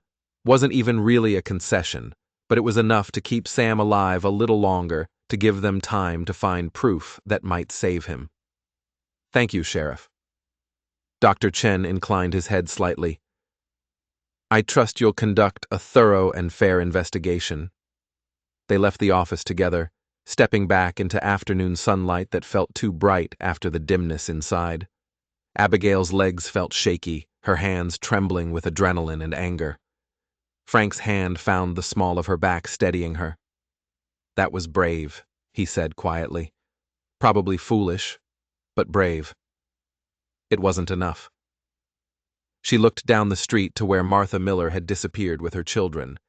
Sam's still locked up. Clayton still in control. And we're no closer to proving what really happened. But we bought time. Dr. Chen closed his journal carefully. And time is what we need to find the real thief and expose whoever planted that evidence. How? Abigail felt exhaustion crashing over her. Clayton controls the investigation. Any evidence we find, he can dismiss or discredit. Then we find evidence so compelling he can't dismiss it. Frank's voice held determination. We talk to Henderson, find out exactly what was stolen and when. We find other people who might have seen something that night. We build a case so solid that even Clayton can't ignore it. That could take weeks. Sam doesn't have weeks. Then we work fast. Frank looked at Dr. Chen. Can you keep Clayton honest? Make sure he doesn't rush this through before we have a chance to investigate. I can try. My testimony alone won't free Sam, but it'll raise enough doubt to slow the process. The old doctor's expression was grim. But be careful, both of you. Clayton's dangerous when cornered, and you just backed him into a corner in front of witnesses. They parted ways with promises to share any information they uncovered. Frank and Abigail rode slowly out of town, both silent with the weight of what had just happened and what still needed to be done. The sun was lowering toward the western horizon, painting the sky in shades of amber and rose, and the prairie stretched endless and empty around them. He's not going to stop, Abigail said finally, her voice barely audible over the sound of hoofbeat-tats. Clayton, he's going to keep coming after me after anyone who helps me until I give up or he finds a way to take everything. I know. So, what do we do? Frank was quiet for a long moment, his eyes on the horizon, his expression distant. When he finally spoke, his voice was steady with decision. We fight not just to save Sam, though that's part of it. We fight to save your ranch, your future, everything your father built, and we do it by taking the offensive instead of just defending. What do you mean? Your horses, the best ones, Luna, that beagling with the perfect conformation, the roan mare that moves like poetry. We take them to Cheyenne, like I suggested. We get the money to pay off your debts, secure your property, take away Clayton's leverage. He turned to look at her fully. We stop reacting to his moves and make some moves of our own, and leave the ranch vulnerable while we're gone. Leave Sam locked up. Leave Martha and her children to face whatever Clayton does next. We hire people to stay behind. People from outside Silver Creek who don't owe Clayton anything. We make sure the ranch is protected and that someone's keeping an eye on Sam's situation. His voice turned urgent. Abigail staying here and trying to defend against every attack isn't working. Clayton has too much power, too much control. The only way to beat him is to change the game entirely. She wanted to argue, to find the flaws in his plan, to protect herself from the hope that was trying to take root despite everything. But deep down, she knew he was right. Defense wasn't enough. Not against someone as ruthless and patient as Clayton. When the question came out steady, despite the fear churning in her stomach, soon within the week, if we can manage it, the autumn market doesn't wait, and every day we delay is another day Clayton has to tighten his grip. They rode the rest of the way in silence, both lost in their own thoughts. When they reached the ranch, the familiar sight of her father's buildings against the darkening sky made Abigail's throat tight. This place was everything, her past, her present, the only future she could imagine. Risking it on a desperate journey to Cheyenne felt like tempting fate. But losing it slowly to Clayton's machinations while she did nothing felt worse. Frank helped her stable the horses, their movements synchronized from days of working together. As they finished, he turned to her in the soft twilight that filled the barn, dust motes floating in the last rays of sun that slanted through the open door. "I know I'm asking a lot," he said, "asking you to trust me, to take this risk, to bet everything on a plan that might not work. But I swear to you, Abigail, I'll do everything in my power to make sure you don't regret it." She looked at him. This man who'd walked into her life with lies and stayed with truth, who'd stood between her and danger without hesitation, who somehow made her believe that maybe, just maybe, she didn't have to face the world alone. "I know you will." She stepped closer, close enough to see the flecks of gray in his blue eyes, close enough to feel the heat radiating from his body after a long day's work. "And that terrifies me more than Clayton ever could." "Why?" "Because trusting you means risking more than just my ranch. It means risking." She faltered, unable to name what she felt growing between them, unable to voice the fear that admitting it would make her too vulnerable. Frank's hand rose slowly, giving her time to move away if she wanted. When she didn't, his fingers brushed her cheek with a gentleness that made her chest ache. "I know. I feel it too. This thing between us that's more than employer and employee, more than friends helping each other. Something that could be wonderful or disastrous depending on how we handle it." "So, how do we handle it?" "Carefully." His thumb traced the line of her jaw. "Honestly, by acknowledging it exists, but not letting it cloud our judgment or distract us from what needs to be done." He smiled, sad and warm. "And by accepting that sometimes the biggest risk is the one most worth taking." Abigail's breath caught. She should step back, preserve the professional distance that was the only thing keeping her from falling completely for a man who might still disappear as suddenly as he'd arrived. Should protect her heart the way she'd learned to protect everything else, by building walls and refusing to need anyone. But standing there in the golden twilight with Frank's hand warm against her face and his eyes holding promises she wanted desperately to believe, she found she couldn't make herself step away. Instead, she leaned forward and kissed him. It was brief, tentative, nothing like the passionate embraces described in the dime novels Martha sometimes loaned her. Just a soft press of lips, lasting only heartbeats, conveying everything words couldn't express about hope and fear and the terrible courage it took to trust someone with your heart when your world was falling apart. When she pulled back, Frank's expression held wonder and something deeper that made her stomach flutter. "Abigail, don't." She pressed her fingers to his lips, forestalling whatever he might say. "Don't make promises. Don't say things we can't take back. Just stay. Help me save this place. And when it's over, when we know if we've won or lost, then we'll figure out what this is between us." He caught her hand, pressed a kiss to her palm that felt like a vow. "When we've won, not if. When." That night, long after Frank had ridden back to town and the ranch was dark and silent, Abigail stood at her bedroom window looking out at the moonlit prairie. Tomorrow, they'd begin planning the journey to Cheyenne. They'd hire the hands they needed, select the horses they'd take, map the route that might save or ruin everything. They'd do all the practical necessary things that survival demanded. But tonight, she let herself feel the lingering warmth of Frank's kiss, the weight of his hand on her cheek, the promise in his eyes that maybe, just maybe, she'd found someone who saw her not as a burden or a conquest, but as a partner worth fighting beside. The dawn would bring new challenges: Clayton's retaliation, Sam's uncertain fate, the impossible task of organizing a journey that could make or break her future. But for now, in the quiet darkness, Abigail Foster allowed herself to feel something she'd thought lost forever: hope. Real, genuine, terrifying hope. And somewhere in the night, she suspected Frank Walker was feeling exactly the same thing. The preparations for Cheyenne consumed the next 3 days in a blur of activity that left little time for doubt or second-guessing. Frank proved his worth tenfold, riding out to neighboring counties to hire hands willing to stay behind and protect the ranch while they were gone. He returned with 2 men, brothers named Jack and Peter Cordell, who'd worked cattle drives across 3 territories, and had reputations solid enough that even their references spoke of them with respect.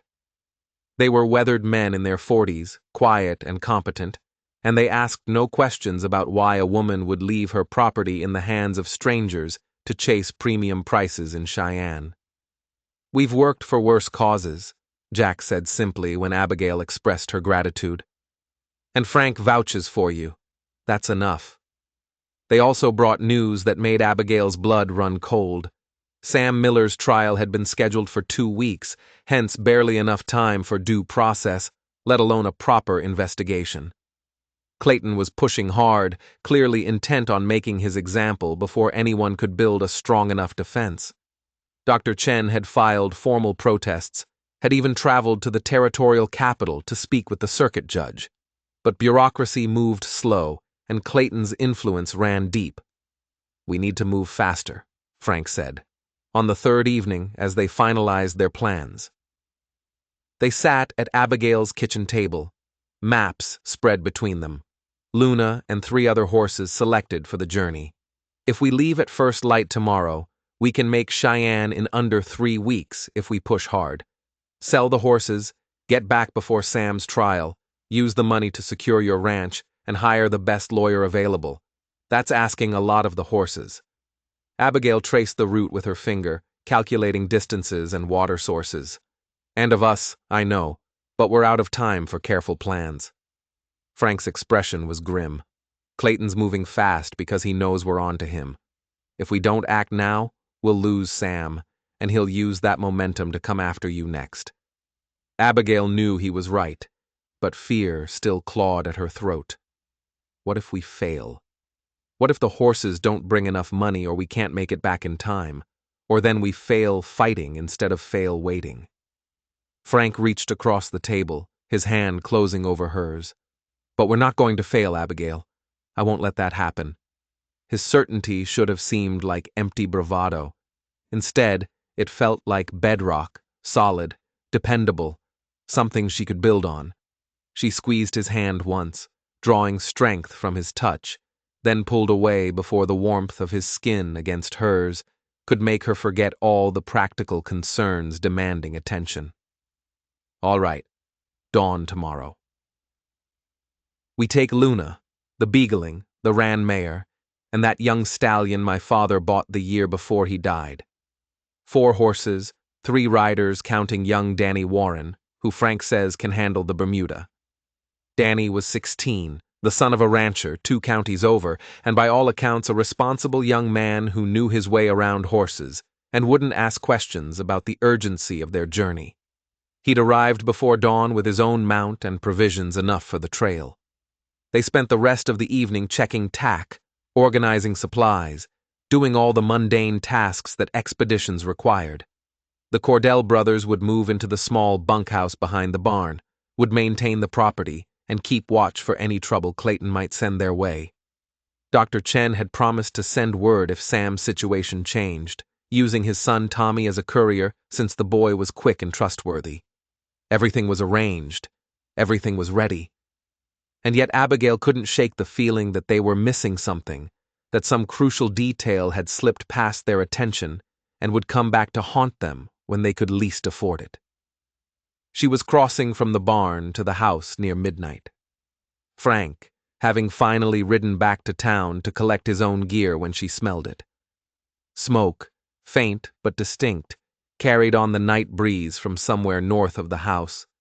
Her heart stopped, then kicked into overdrive as she ran toward the smell, praying she was wrong, praying it was just a neighbor burning brush or a campfire or anything except what her gut told her it was. The north pasture was on fire. Not one fire, 3 separate blazes deliberately set and strategically placed to drive the horses toward the fence line where they'd panic and hurt themselves trying to escape.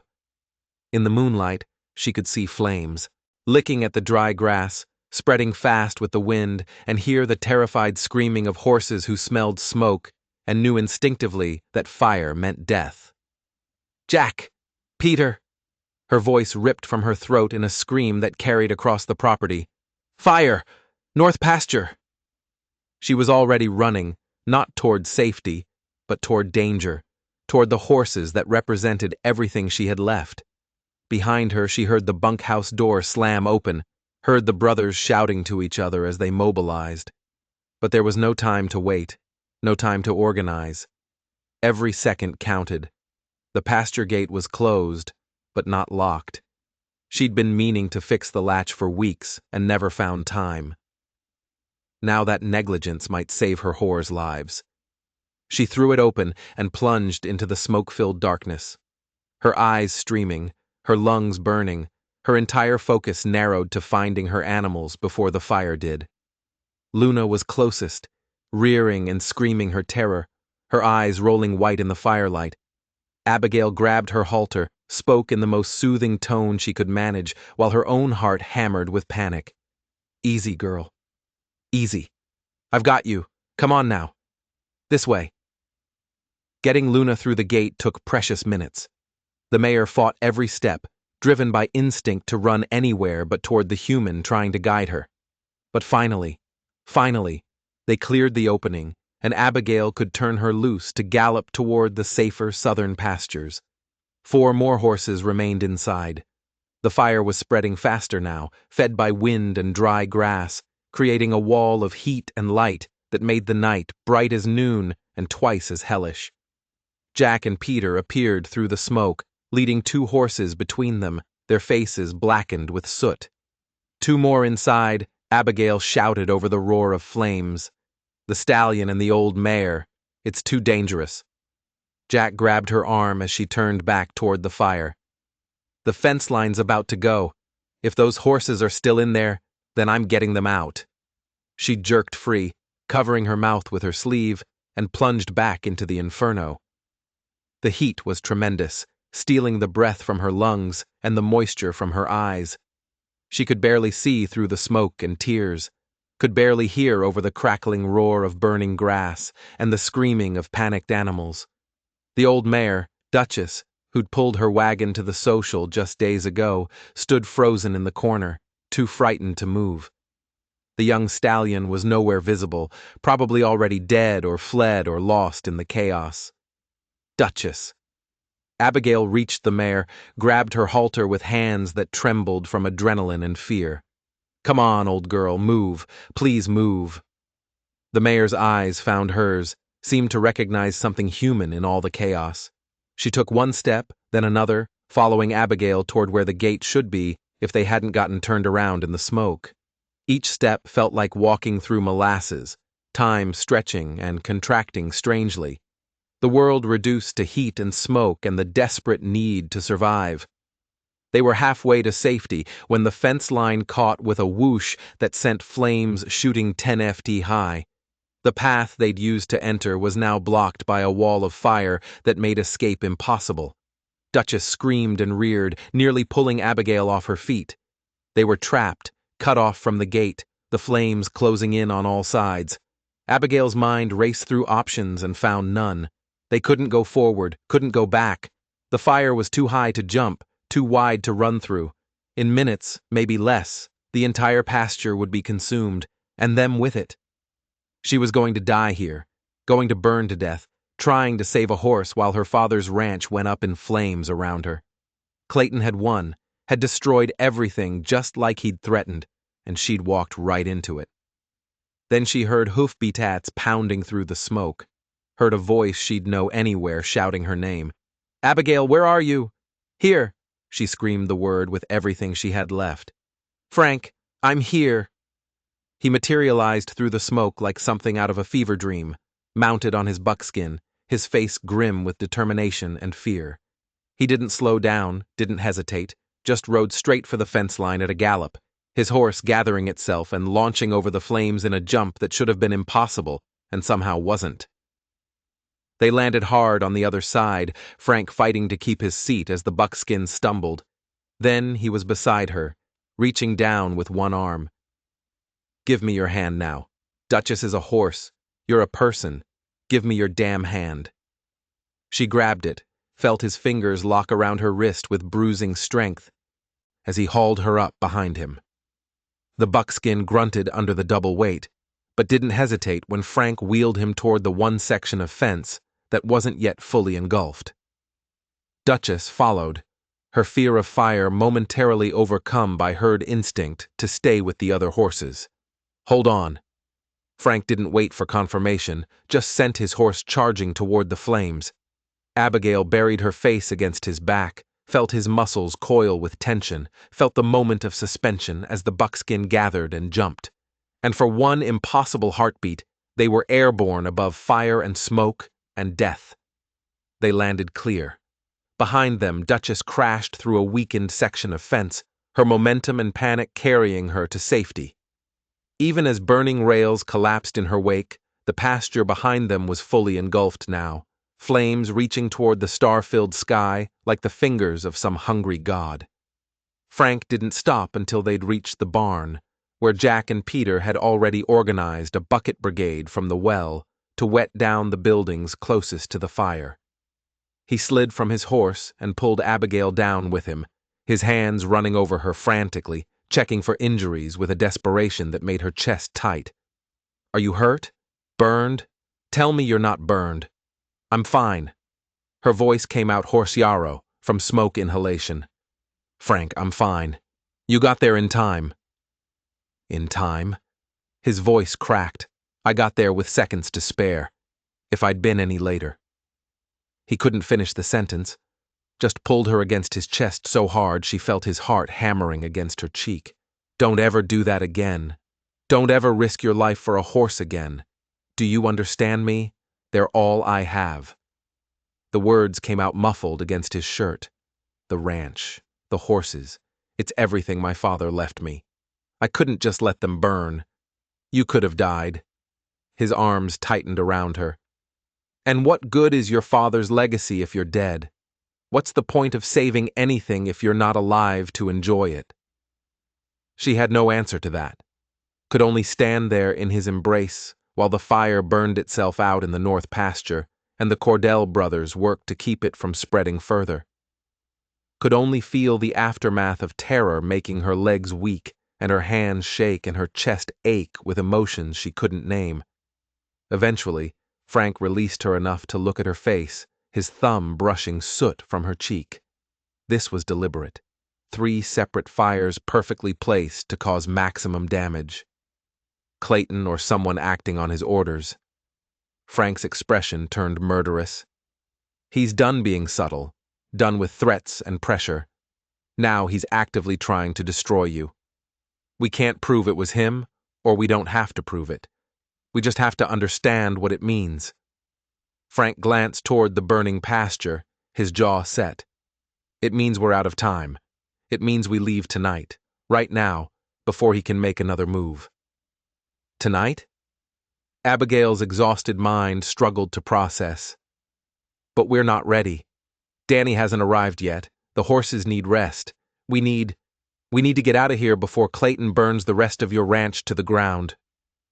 Frank's voice was hard with conviction. He set those fires to destroy your stock, your livelihood, your hope. He failed tonight because we were lucky and fast and willing to risk everything to save what matters. But he'll try again, Abigail. And next time we might not be so lucky. Jack approached, his face streaked with soot and sweat. Fires contained, pastures a loss, but the buildings are safe. We got lucky with the wind direction. He looked between them, reading the situation with the quick intelligence of someone who'd survived by staying alert. You're thinking of leaving tonight? Yes.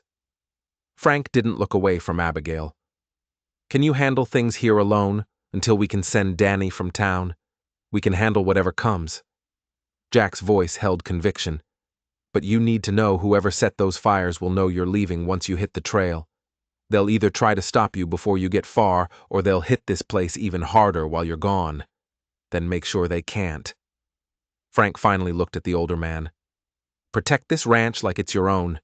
Keep watch day and night. Trust no one from town, especially anyone claiming to come from the sheriff. And if Clayton himself shows up, you tell him Miss Foster is away on business, and you have orders to shoot trespassers. That'll make us criminals in his eyes. Better criminals than victims. Frank's expression was fierce. I'll send word once we're clear. In the meantime, keep this place standing. That's all I ask. Jack nodded once, then returned to help his brother finish securing the property. Frank turned back to Abigail, his hands settling on her shoulders. We're leaving in 1 hour. Enough time to wash the worst of the smoke off, grab what we can carry, saddle the horses we're taking. Everything else stays behind. Abigail wanted to argue, wanted to insist on proper preparation, on waiting for dawn, on all the sensible, careful things she'd been doing since her father died. But standing there with her north pasture still smoldering and Frank's hands warm on her shoulders and the memory of nearly dying still fresh in her mind, she found she didn't have the energy for caution anymore. 1 hour, she agreed. But Frank, those fires. You said you'd return to town to get your gear. What made you come back? His expression turned grim. Instinct. I was at the livery stable saddling up when I got this feeling like something was wrong, like I needed to be here. So I rode out fast as I could. He paused. When I crested that rise and saw the fire, saw the flames and knew you were somewhere in the middle of it. His voice cracked. I've never been so terrified in my life. She reached up, her hand covering his where it rested on her shoulder. You saved me. Saved Duchess. Saved everything. This time, his thumb stroked across her collarbone. But Abigail, I need you to understand something. Where we're going, what we're about to do, it's dangerous. Not just the trail and the weather and the normal risks of travel. Clayton won't let us just ride away with your best stock. He'll either try to stop us or he'll use our absence to cement his claim on your property. Either way, we're walking into a situation where we might lose everything. I know. And you're willing to risk it anyway? She thought of her father, of the dreams he'd had for this ranch, and the legacy he died protecting. Thought of Sam Miller sitting in a jail cell for a crime he didn't commit. His family suffering because he'd been kind to her. Thought of Martha and her children. Of Dr. Chen's tired eyes. Of every person in Silver Creek who'd been hurt by Clayton's ambition and corruption. And she thought of Frank Walker, this stranger who'd walked into her life with lies and stayed with truth. who'd pulled her from fire and promised to stand beside her no matter what came. "I'm willing to risk everything," she said quietly, "because the alternative is losing it anyway while doing nothing. At least this way we're fighting back." Frank's smile was fierce and proud. "Then, let's make that bastard regret the day he decided to come after you." They moved through the next hour in controlled chaos. Abigail washed quickly, changed into her sturdiest riding clothes, packed a small bag with essentials, and the documents proving her ownership of the ranch and the horses. Frank saddled their mounts and the 4 horses they'd take to Cheyenne, checking every strap and buckle with the attention of someone who knew that details meant the difference between survival and disaster. The Cordell brothers helped load supplies, food, water, blankets, a small tent that would provide minimal shelter from weather. They worked in the darkness before dawn, speaking little, moving with the efficiency of people who understood that time was both precious and running out.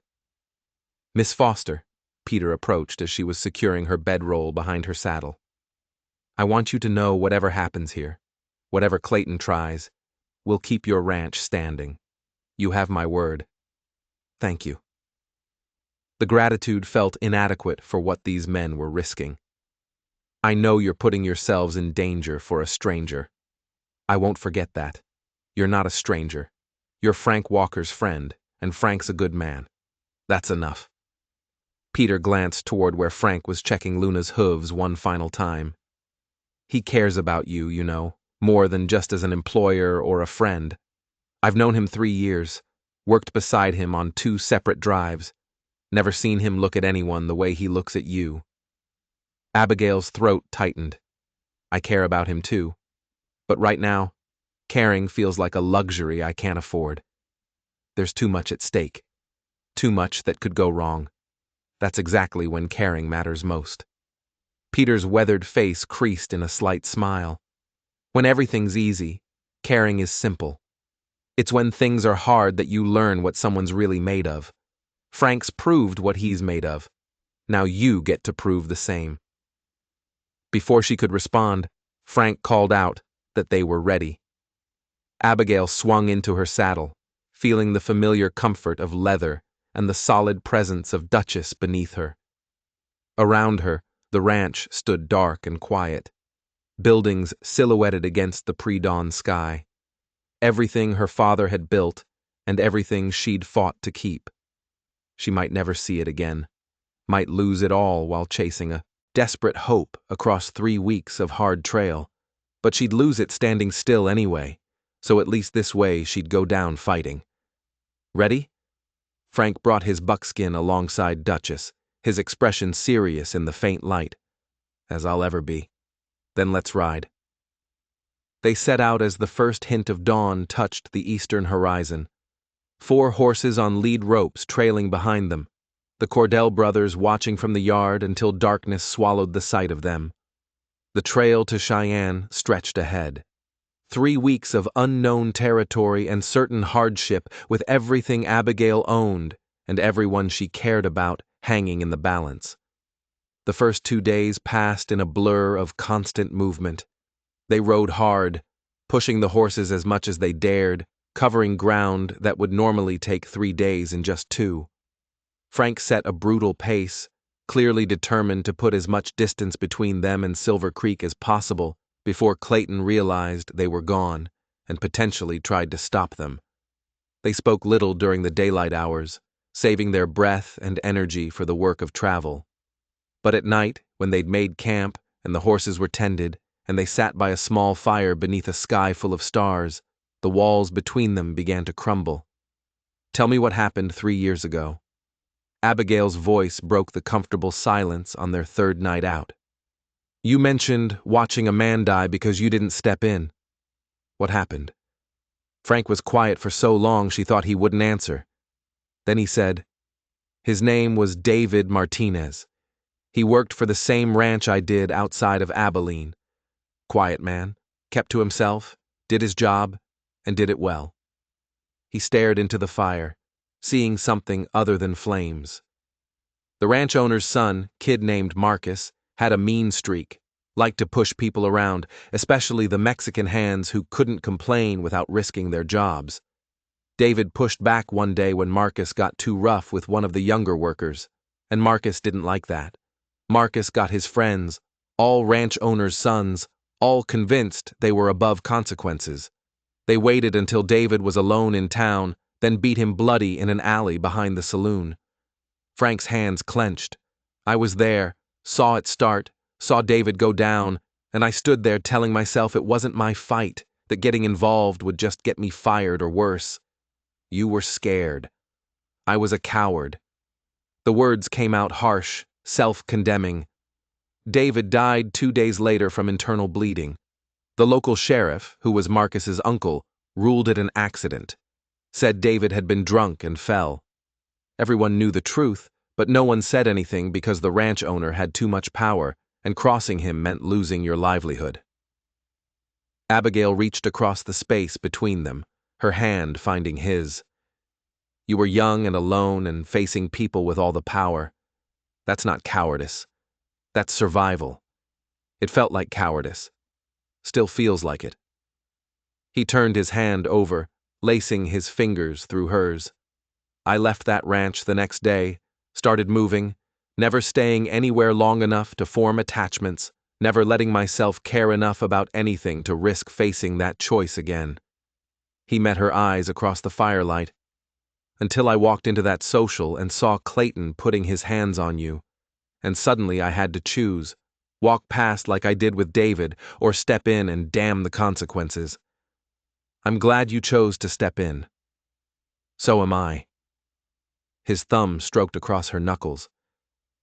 Because knowing you fighting beside you, having something worth protecting again, it's given me back something I thought I'd lost that night in Abilene. Purpose, direction, a reason to stop running. The fire crackled between them, sending sparks spiraling up toward the infinite stars. Somewhere in the distance, a coyote howled, and the horses shifted restlessly in their picket. But Abigail barely noticed any of it, too focused on the man across from her and the vulnerability in his eyes. What happens after? She asked quietly. After we sell the horses and return home and hopefully save everything we're trying to save. What happens to us? What do you want to happen? The question hung in the air between them, heavy with possibility and risk. Abigail thought about the kiss they'd shared in the barn, about the way her heart jumped every time she saw him riding up to the ranch, about the comfort of working beside someone who understood without needing explanations. I want you to stay, she said, the words coming out barely above a whisper, not just as a hired hand or a temporary solution. I want you to stay because you want to, because this place feels like home, because she faltered, afraid to voice the rest. Because of us, Frank finished the sentence for her, because what's growing between us is worth nurturing, worth seeing where it leads. Yes. The admission felt like stepping off a cliff, terrifying and liberating at once. But I'm also scared. Scared of trusting someone this much.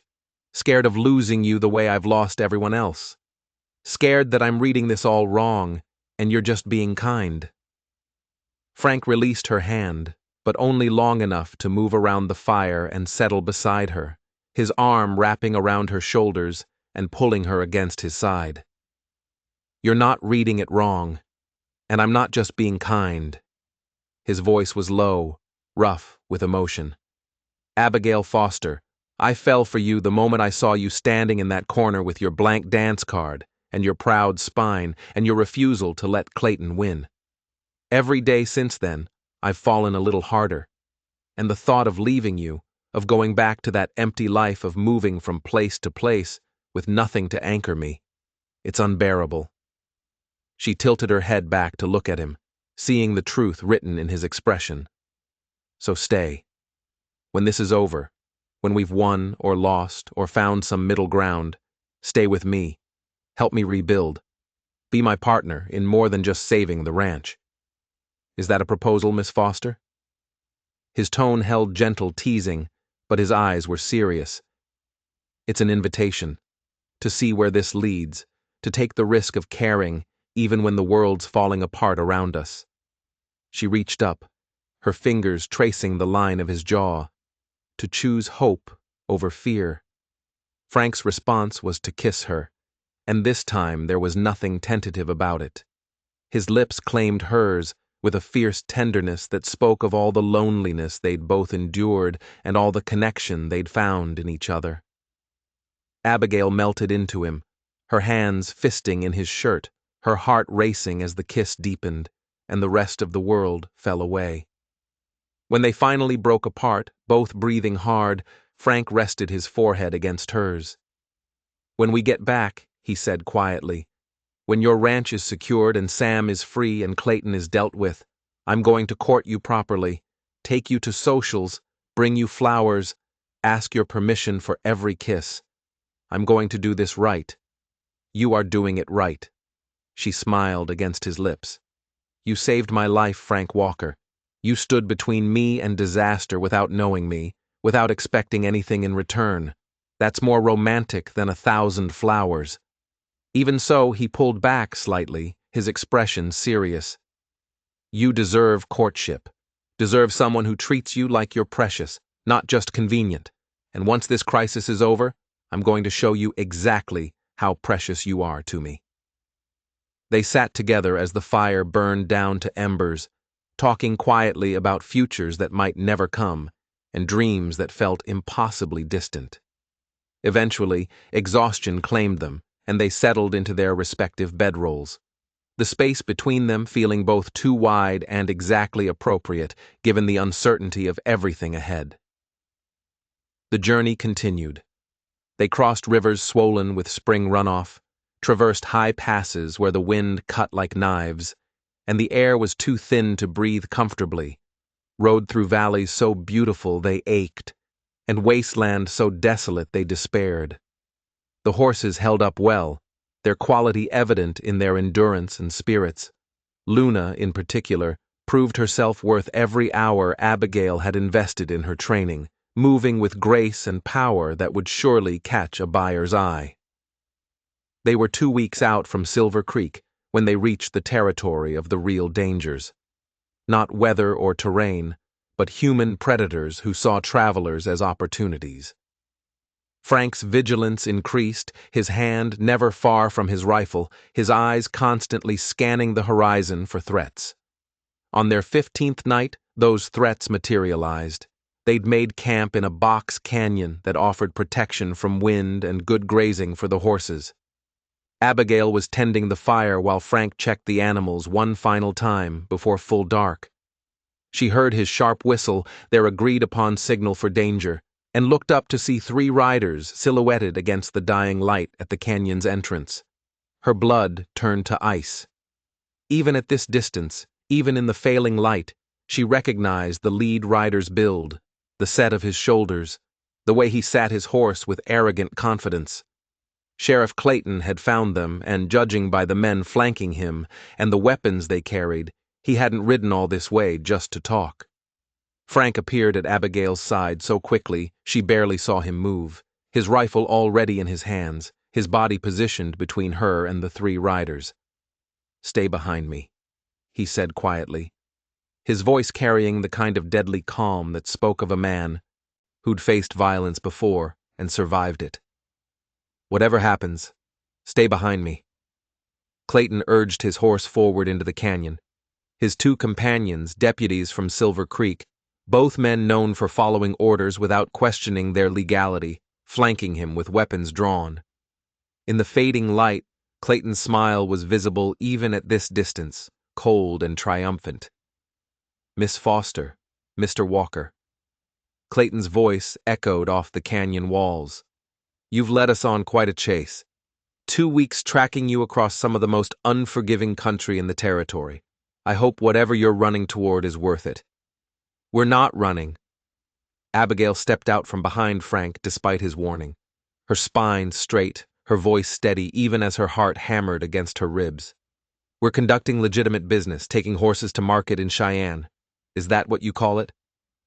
Clayton dismounted, his movements deliberate, theatrical, "Because from where I stand, It looks like fleeing, abandoning your property, leaving in the middle of the night after setting fires to cover your escape, taking valuable livestock that might be needed as collateral for your outstanding debts. The only person who set those fires was you. Frank's rifle remained level, pointed directly at Clayton's chest. We have witnesses who will testify to that. Witnesses. Clayton's laugh was genuine, amused. You mean the Cordell brothers? Two drifters with questionable pasts who'd say anything for the right price. Or perhaps Dr. Chen, whose testimony about Sam Miller's whereabouts is looking increasingly unreliable given new evidence that surfaced. Abigail's stomach dropped. What new evidence? Seems the good doctor's logbook has some interesting discrepancies. Pages that might have been altered. Dates that don't quite match other records. Clayton's smile widened.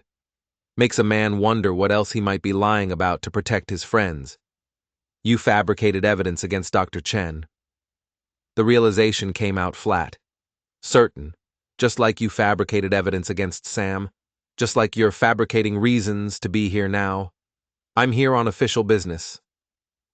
Clayton's hand moved to rest on his gun belt, pursuing a suspect who fled jurisdiction while under investigation for arson and theft.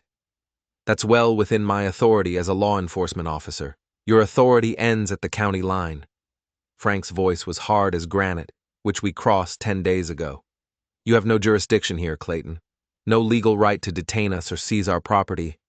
Then I'll just have to convince you to return voluntarily. Clayton's expression shifted, became something uglier, or I could simply report to the territorial marshal that I encountered two fugitives who resisted arrest and were unfortunately killed in the resulting altercation. That's what happens to people who point rifles at duly appointed sheriffs. The threat hung in the air like smoke. Abigail felt fear turn her blood to ice, but she forced herself to think, to find the angle that might save them. Clayton had ridden for 2 weeks to find them, which meant he was desperate. Desperate men made mistakes, and desperate men could sometimes be reasoned with if you understood what they really wanted. You didn't come all this way just to arrest us, she said, her mind working rapidly. You came because you need to stop us from reaching Cheyenne. Need to prevent us from selling these horses and getting the money that would clear my debts and remove your leverage over my property. Clayton's expression flickered just for a moment with something that might have been grudging respect. Always were a clever girl, Abigail. Your father's daughter through and through. Too smart for your own good. Smart enough to know that killing us would create problems even you couldn't smooth over. Frank's friends know where we are. The Cordells would testify about the fires, about your harassment. Dr. Chen would add his voice, and territorial marshals don't look kindly on sheriffs who execute people outside their jurisdiction. Accidents happen on the trail. Clayton shrugged, but his eyes remained calculating. Falls, animal attacks, tragic misunderstandings. The wilderness has a way of making problems disappear. So does the truth. Frank's rifle never wavered. And the truth is, you want Abigail's ranch so badly, you're willing to commit murder to get it. Question is, why? What makes that particular piece of land worth all this effort? For the first time, uncertainty crossed Clayton's face. His jaw worked like he was chewing through options, weighing what to reveal against what to hide. Finally, he said, that land sits on top of one of the richest water sources in 3 counties. Underground river that could irrigate thousands of acres, support a town 3 times Silver Creek size. The railroad's coming through in 2 years, and whoever controls that water will control the entire region's development. The pieces clicked into place with sickening clarity. Abigail's father had always said their water rights were valuable, but she'd never understood just how valuable. You've been planning this for years, waiting for my father to die, positioning yourself to seize the property the moment I became vulnerable. Your father was stubborn, refused every offer, every reasonable proposal. But you. Clayton's smile returned cold and possessive. You're young, alone, drowning in debt. Should have been easy to convince you to sell or to simply foreclose when you couldn't pay. But then Walker showed up and complicated everything. So you arrested Sam to make an example, set fires to destroy my stock, followed us all the way out here to make sure we couldn't raise the money to save the ranch. Abigail's voice shook with fury. You've destroyed lives, corrupted the law, and committed crimes across multiple territories, all for water rights and railroad money. I've done what's necessary to secure my future. Clayton's expression hardened.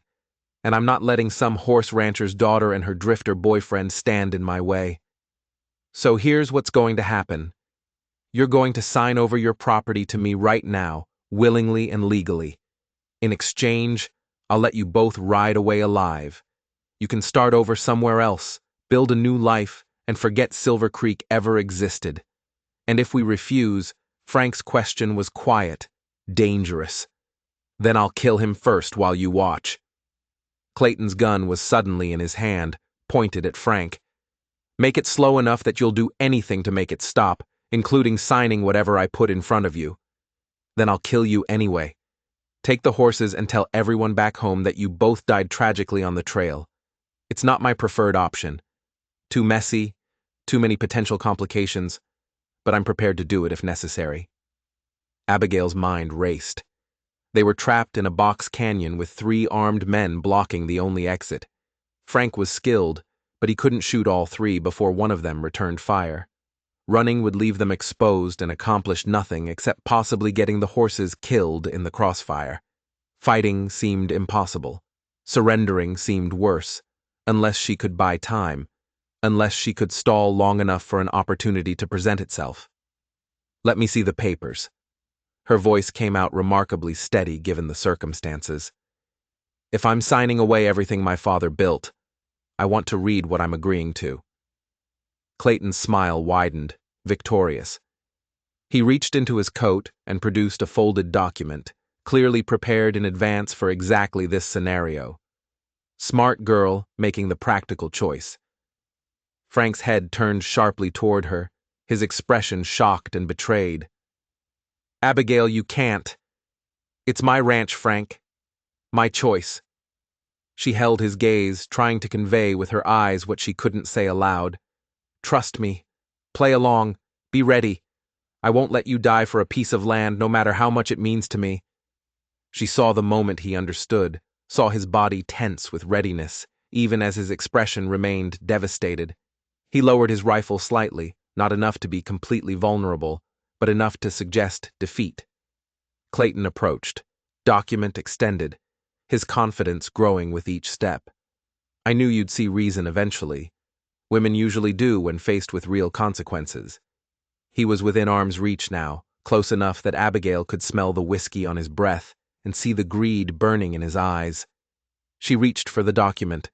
Her fingers closed around it, and then, with every ounce of strength she possessed, she yanked hard, pulling Clayton off balance and directly into the path of Frank's rifle. Everything happened in the space of heartbeats. Frank's rifle swung up, not firing, but slamming into Clayton's jaw with a crack that echoed off the canyon walls. Clayton staggered backward, his gun firing wild, the shot going high and wide.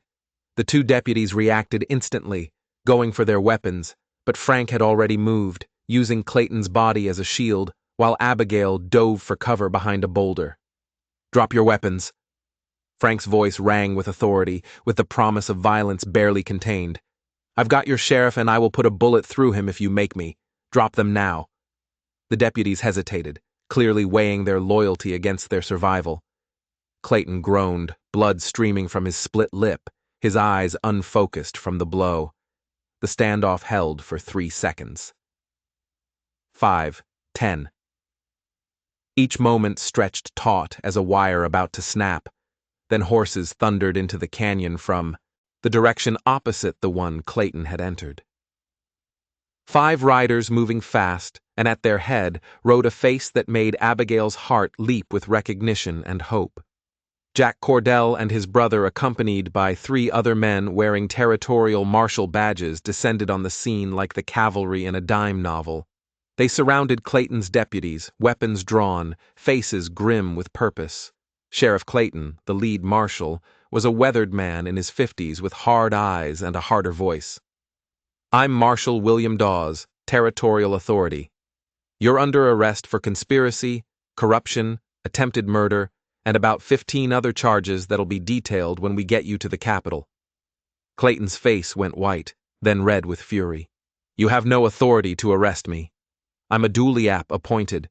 You're a criminal who thought his badge would protect him from consequences." Dawes dismounted, producing iron shackles that looked like they'd seen considerable use. "But the territorial governor's office has been investigating complaints about Silver Creek for 6 months. We finally got enough evidence to move when the Cordell brothers sent word about the fires and your pursuit of Miss Foster beyond your jurisdiction." Abigail emerged from behind the boulder, her legs shaking with the aftermath of adrenaline. "How did you know we'd be here?" "We didn't."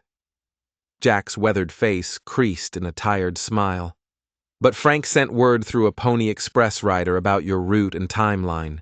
When Clayton left Silver Creek in pursuit, we figured he'd catch up to you somewhere along the stretch. Been riding hard for 4 days to get here before things went completely wrong. 4 days." Frank lowered his rifle finally, exhaustion evident in every line of his body. "You rode 4 days without stopping. Would have ridden 8 if we had to." Peter moved to help the marshals secure Clayton and his deputies. "Nobody threatens our friends and gets away with it."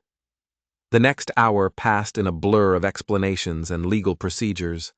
Marshal Dawes had brought documentation of their investigation, including testimony from citizens in Silver Creek who'd been too afraid to speak up while Clayton was in power, but were willing to testify now that territorial authority was involved.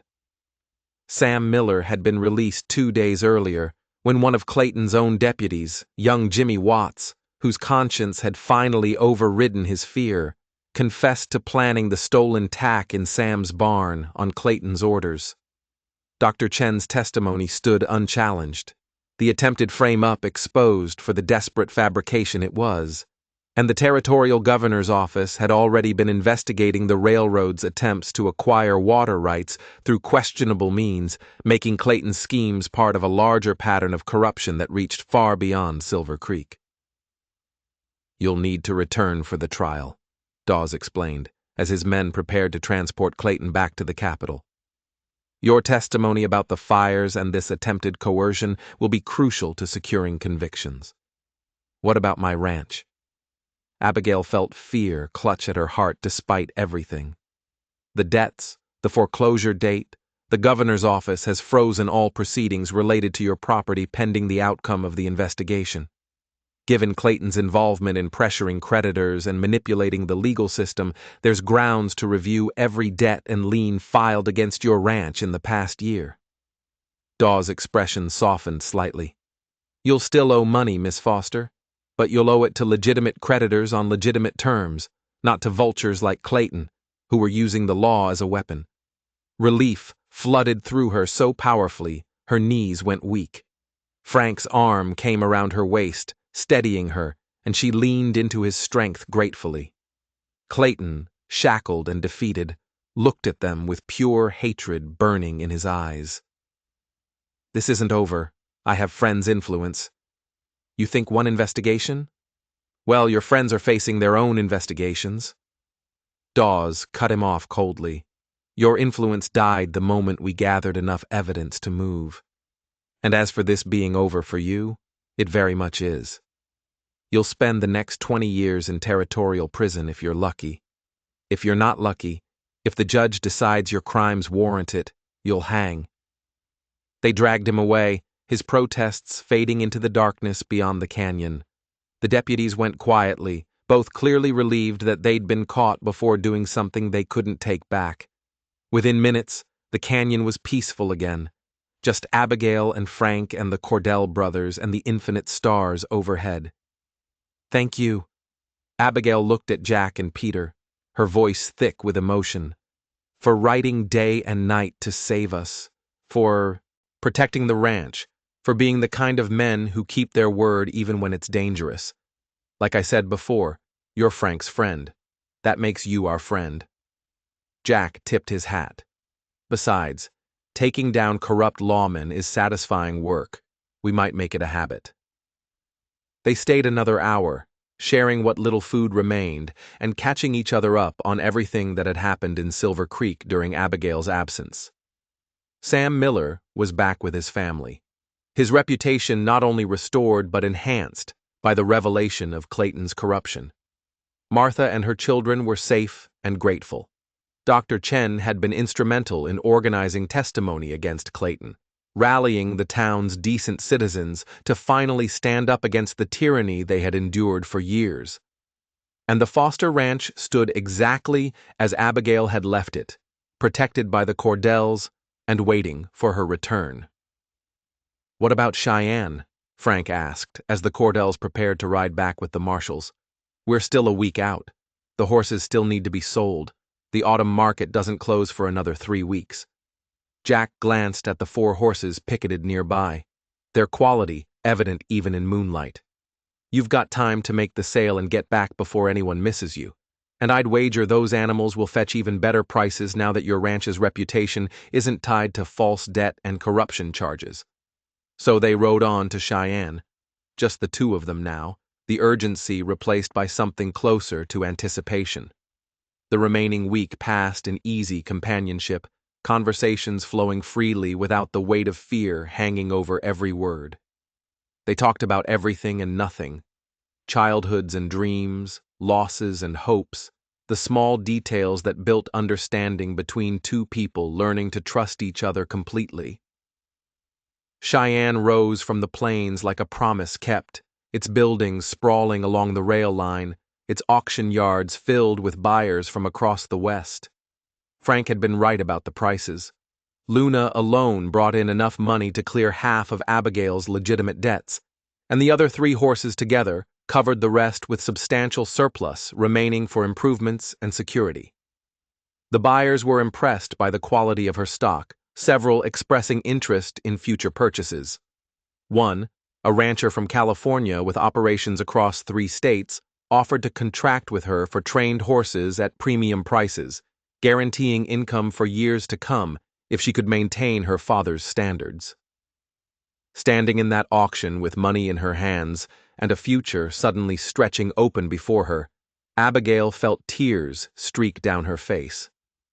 Frank pulled her into his arms, letting her cry out all the fear and stress and desperate hope of the past months. His embrace solid and safe, and exactly where she needed to be. "He'd be proud of you," Frank murmured into her hair. "Your father. He'd be so damn proud of how you fought to save his legacy." "I couldn't have done it without you." She pulled back to look at his face. This man who'd walked into her life with lies and stayed with truth, who'd saved her in every way a person could be saved. "Frank Walker, you gave me back my life. How do I ever repay that?" "You don't repay it." His thumbs brushed tears from her cheeks. "You live it. You rebuild your ranch, train your horses, prove that good people can win against corruption and greed. And if you're willing—" He paused, his expression turning vulnerable in a way she'd never seen. "If you're willing, you let me be part of that life, not as a hired hand or a temporary solution, but as a partner, as someone who wants to stand beside you for whatever comes next. Is this that proper courtship you promised?" Her smile felt shaky but real. "Because if so, you're doing it backwards. Usually, the courtship comes before the declarations of partnership. Usually, the courtship doesn't involve fires and gunfights and cross-territory chases." Frank's smile matched hers, warm and genuine. "We've done everything backwards, Abigail. Met under false pretenses, built trust in crisis, fell in love while running for our lives. Why start being conventional now?" Her breath caught. Love. Love. The word came out certain, unafraid. "I love you, Abigail Foster. Love your strength, your courage, your stubborn refusal to give up, even when everything seemed impossible. Love the way you care for your horses and your friends, and your father's memory. Love who you are and who you make me want to be." He took her hands, his grip warm and steady. "And if you'll have me, I want to spend the rest of my life proving that love to you every single day." Abigail had spent so long being careful, being practical, protecting herself from the pain of loss and disappointment. But standing there in the Cheyenne auction yard with Frank's eyes holding promises he clearly intended to keep, she found she was done being careful. Yes. The word burst from her, joyous and certain. Yes, I'll have you. Yes, I love you too. Yes to partnership and courtship and whatever future we can build together. Just yes. Frank's kiss tasted like victory and promise, and the beginning of something neither of them had dared hope for. Around them, the auction yard continued its business, buyers and sellers negotiating futures. But Abigail barely noticed. She was too busy kissing the man she loved and feeling for the first time since her father's death that maybe, just maybe, everything was going to be all right. They returned to Silver Creek 3 weeks after they left, riding in at dawn on a morning that painted the sky in shades of gold and rose. The town was already awake and buzzing with news of Clayton's arrest and the territorial investigation. People emerged from buildings to watch them pass, their expressions ranging from curiosity to respect to outright gratitude. Sam Miller stood outside the general store with his wife and children, his face breaking into a wide smile when he saw them. Miss Foster, Mr. Walker, welcome home. The words hit Abigail with unexpected force. Home. Silver Creek was home again, not a place of threats and fear, but a community that had finally found the courage to stand against corruption. She reined in Duchess, returning Sam's smile with genuine warmth. How are you, Sam? Your family? We're good. Real good, thanks to you. Martha stepped forward, her children clinging shyly to her skirts. Dr. Chen told us how you stood up to Clayton, how you helped expose his crimes. We won't forget that, Miss Foster. None of us will. More people emerged. The Calloway sisters, old Mrs. Patterson, Tommy Chen on his way to the doctor's office. They called out, "Greetings, congratulations, thanks for helping break Clayton's hold on their town." And Abigail realized that somewhere in the chaos of the past weeks, she'd stopped being the lonely rancher's daughter with the blank dance card and become someone these people respected, someone they'd stand with when it mattered. The Foster Ranch appeared on the horizon like a benediction, its buildings solid against the morning sky, smoke rising from the bunkhouse where the Cordells were clearly already awake and working. As Abigail and Frank rode into the yard, both brothers emerged with smiles that spoke of a job well done, and relief had seen them safely returned. "Everything's just as you left it," Jack reported.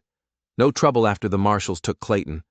Actually, several folks from town came by offering to help with repairs and improvements once word got out about what you'd been fighting against.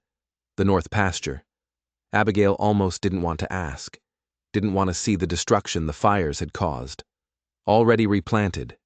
Community came together, brought seed grass, worked the burned sections until they were ready for new growth. Should be good grazing again by late summer.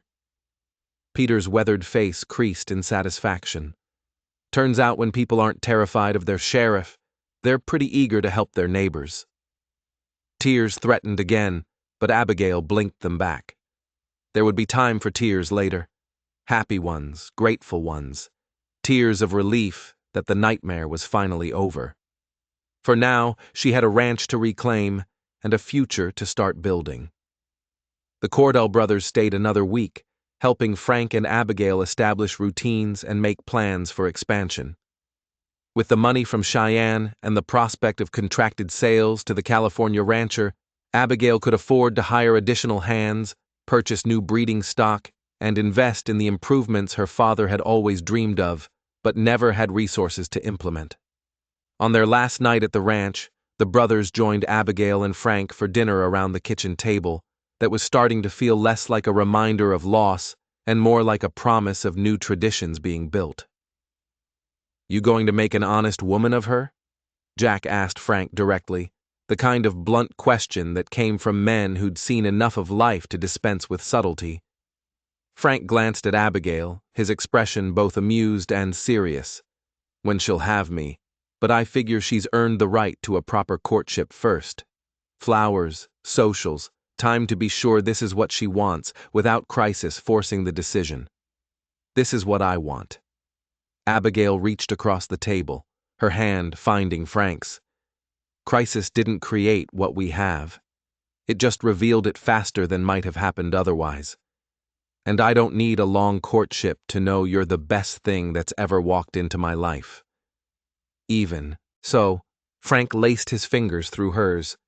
You deserve to be courted like you're precious, because you are. To me, to this community, to everyone whose life you've touched by refusing to give up. He lifted her hand to his lips, pressed a kiss to her knuckles. So, I'm going to court you properly, Abigail Foster.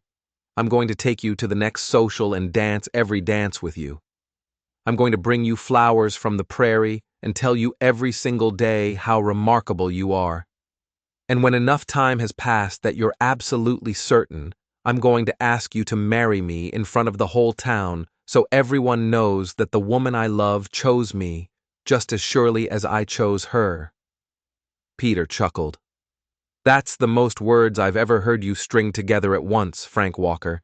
She must really be something special. She is. Frank's eyes never left Abigail's face. She absolutely is. The months that followed were the happiest of Abigail's life. Frank moved into the ranch house properly, with approval from Dr. Chen, serving as unofficial community elder and enough propriety observed to keep the gossips at bay. They worked side by side, rebuilding what Clayton had tried to destroy, training horses that quickly gained a reputation for quality that reached far beyond Silver Creek. True to his word, Frank courted her with a dedication that was both touching and slightly comical. He brought her wildflowers every morning. He accompanied her to socials where they danced until the musicians begged for mercy.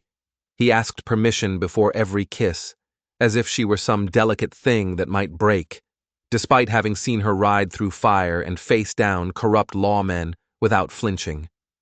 And slowly, carefully, they built something neither had expected to find, a partnership based on equality and respect, a love grounded in shared values and tested by fire, a future that stretched ahead bright with possibility. Clayton's trial concluded with convictions on all charges. He was sentenced to 25 years in territorial prison, a punishment severe enough to send a message about corruption, but just short of execution. Several of his co-conspirators received similar sentences.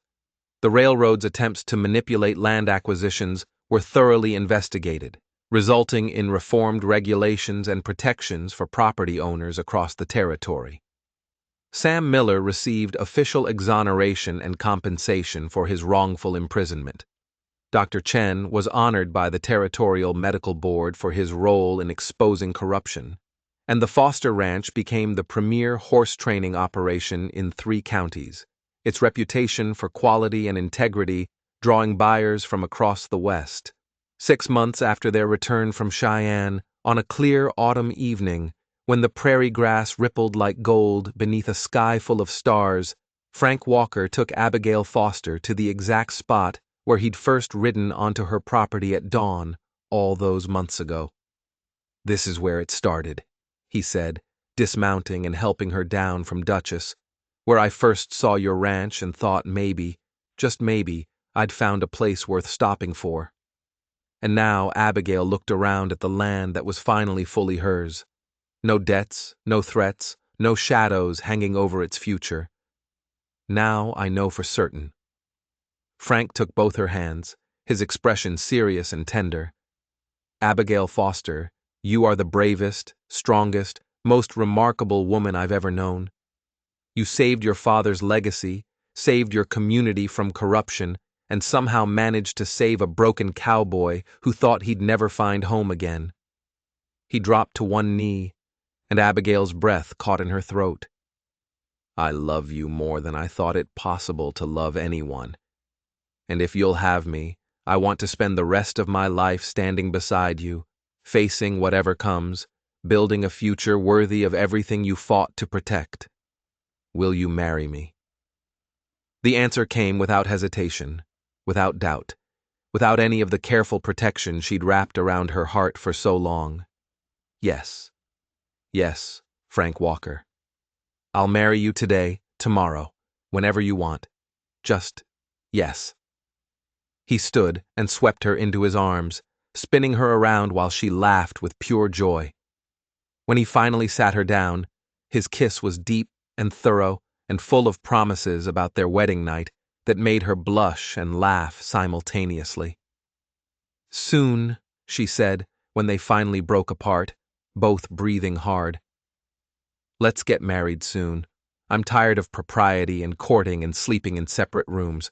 I want you as my husband officially and completely. Next month. Frank's grin was wide and genuine. We'll have the wedding at the church in town, invite everyone, and then spend a week in Cheyenne celebrating. How does that sound? Perfect. She pulled him close again, resting her head against his chest and listening to his heartbeat. It sounds absolutely perfect. They married on a crisp November morning, with the entire town of Silver Creek in attendance. Sam Miller gave Abigail away in her father's absence, his eyes bright with tears of gratitude and joy. Martha and the Calloway sisters served as attendants, all of them wearing new dresses and smiles that spoke of genuine happiness. Dr. Chen performed the ceremony with dignity and warmth, speaking about love tested by fire and partnerships built on mutual respect and courage. And when Frank kissed his bride, when Abigail Foster became Abigail Walker, in front of everyone who'd watched her fight and struggle and ultimately triumph, the cheering could be heard clear across the prairie. The reception lasted until well past midnight with dancing and food and toasts that ranged from heartfelt to hilarious. The Cordell brothers had returned for the occasion, bringing with them stories of their own adventures and promises to visit whenever they passed through the territory. Tommy Chen gave a speech about bravery that made everyone cry. Even old Mrs. Patterson danced, her husband swinging her around like they were young again. But eventually, the celebration wound down. Frank and Abigail slipped away to the ranch house that was now officially theirs. Not hers alone or his by courtesy, but theirs together. They stood on the porch, looking out at the moonlit prairie, at the horses moving peacefully in the pastures, at the land that had been worth fighting for, and the future they'd built together through courage and determination and love. Happy? Frank asked, his arm around her waist, pulling her close against the evening chill. Happier than I ever thought possible. Abigail leaned into his warmth, feeling safe and cherished and exactly where she belonged. 6 months ago, I was standing alone at a social with a blank dance card, thinking I'd face everything by myself. And then you walked through those doors and changed my entire life. She's taken, Frank murmured, echoing the words that had started everything. That's what I said that night, and I meant it. From that moment on, you were taken, protected, valued, claimed by someone who saw your worth when others saw only vulnerability. And now you're taken for good. He turned her in his arms, his hands cradling her face, his eyes holding promises about the wedding night ahead and the lifetime beyond it. Taken by choice, by love, by the kind of partnership that weathers every storm and comes out stronger. You're mine, Abigail Walker, and I'm yours for good. She kissed him then, soft and sweet, and full of gratitude for the cowboy who'd said she was taken when she was anything but, who'd stood beside her through fire and fear and impossible odds, who'd given her back not just her ranch, but her faith in the possibility of love and partnership and happily ever after. The Foster Ranch thrived under their joint management, becoming known across the West for quality horses and honest dealing. Frank and Abigail trained their stock together, managed their business together, built a life together that honored the past while embracing the future. Children came eventually, 3 of them, each raised with the values their parents had fought so hard to preserve: courage, integrity, loyalty, and the unshakable belief that some things were worth fighting for, no matter the cost. And on quiet evenings, when the work was done and the children were asleep and the prairie stretched endless beneath the stars, Frank and Abigail would sit on their porch and remember the night everything changed. The night a stranger walked through the doors of a social and claimed a lonely woman with two simple words. The night that fear became hope and solitude became partnership, and a blank dance card became the beginning of a love story that would last a lifetime. She was taken. Had been from that first dance, that first kiss, that first moment when Frank Walker's blue eyes met hers and promised protection without demanding surrender. Taken by choice, by love, by the kind of connection that transformed two broken people into something stronger together than either could have been alone. Taken, claimed, cherished, and loved for good, for always, forever. And as the stars wheeled overhead, and the horses moved peacefully in their pastures, and the ranch stood solid against whatever the future might bring, Abigail Walker rested in her husband's arms, and knew with absolute certainty that every struggle, every fear, every impossible moment had been worth it for this, for love, for partnership, for the life they'd built together from ashes and hope, and the courage to believe in second chances. The cowboy had said she was taken.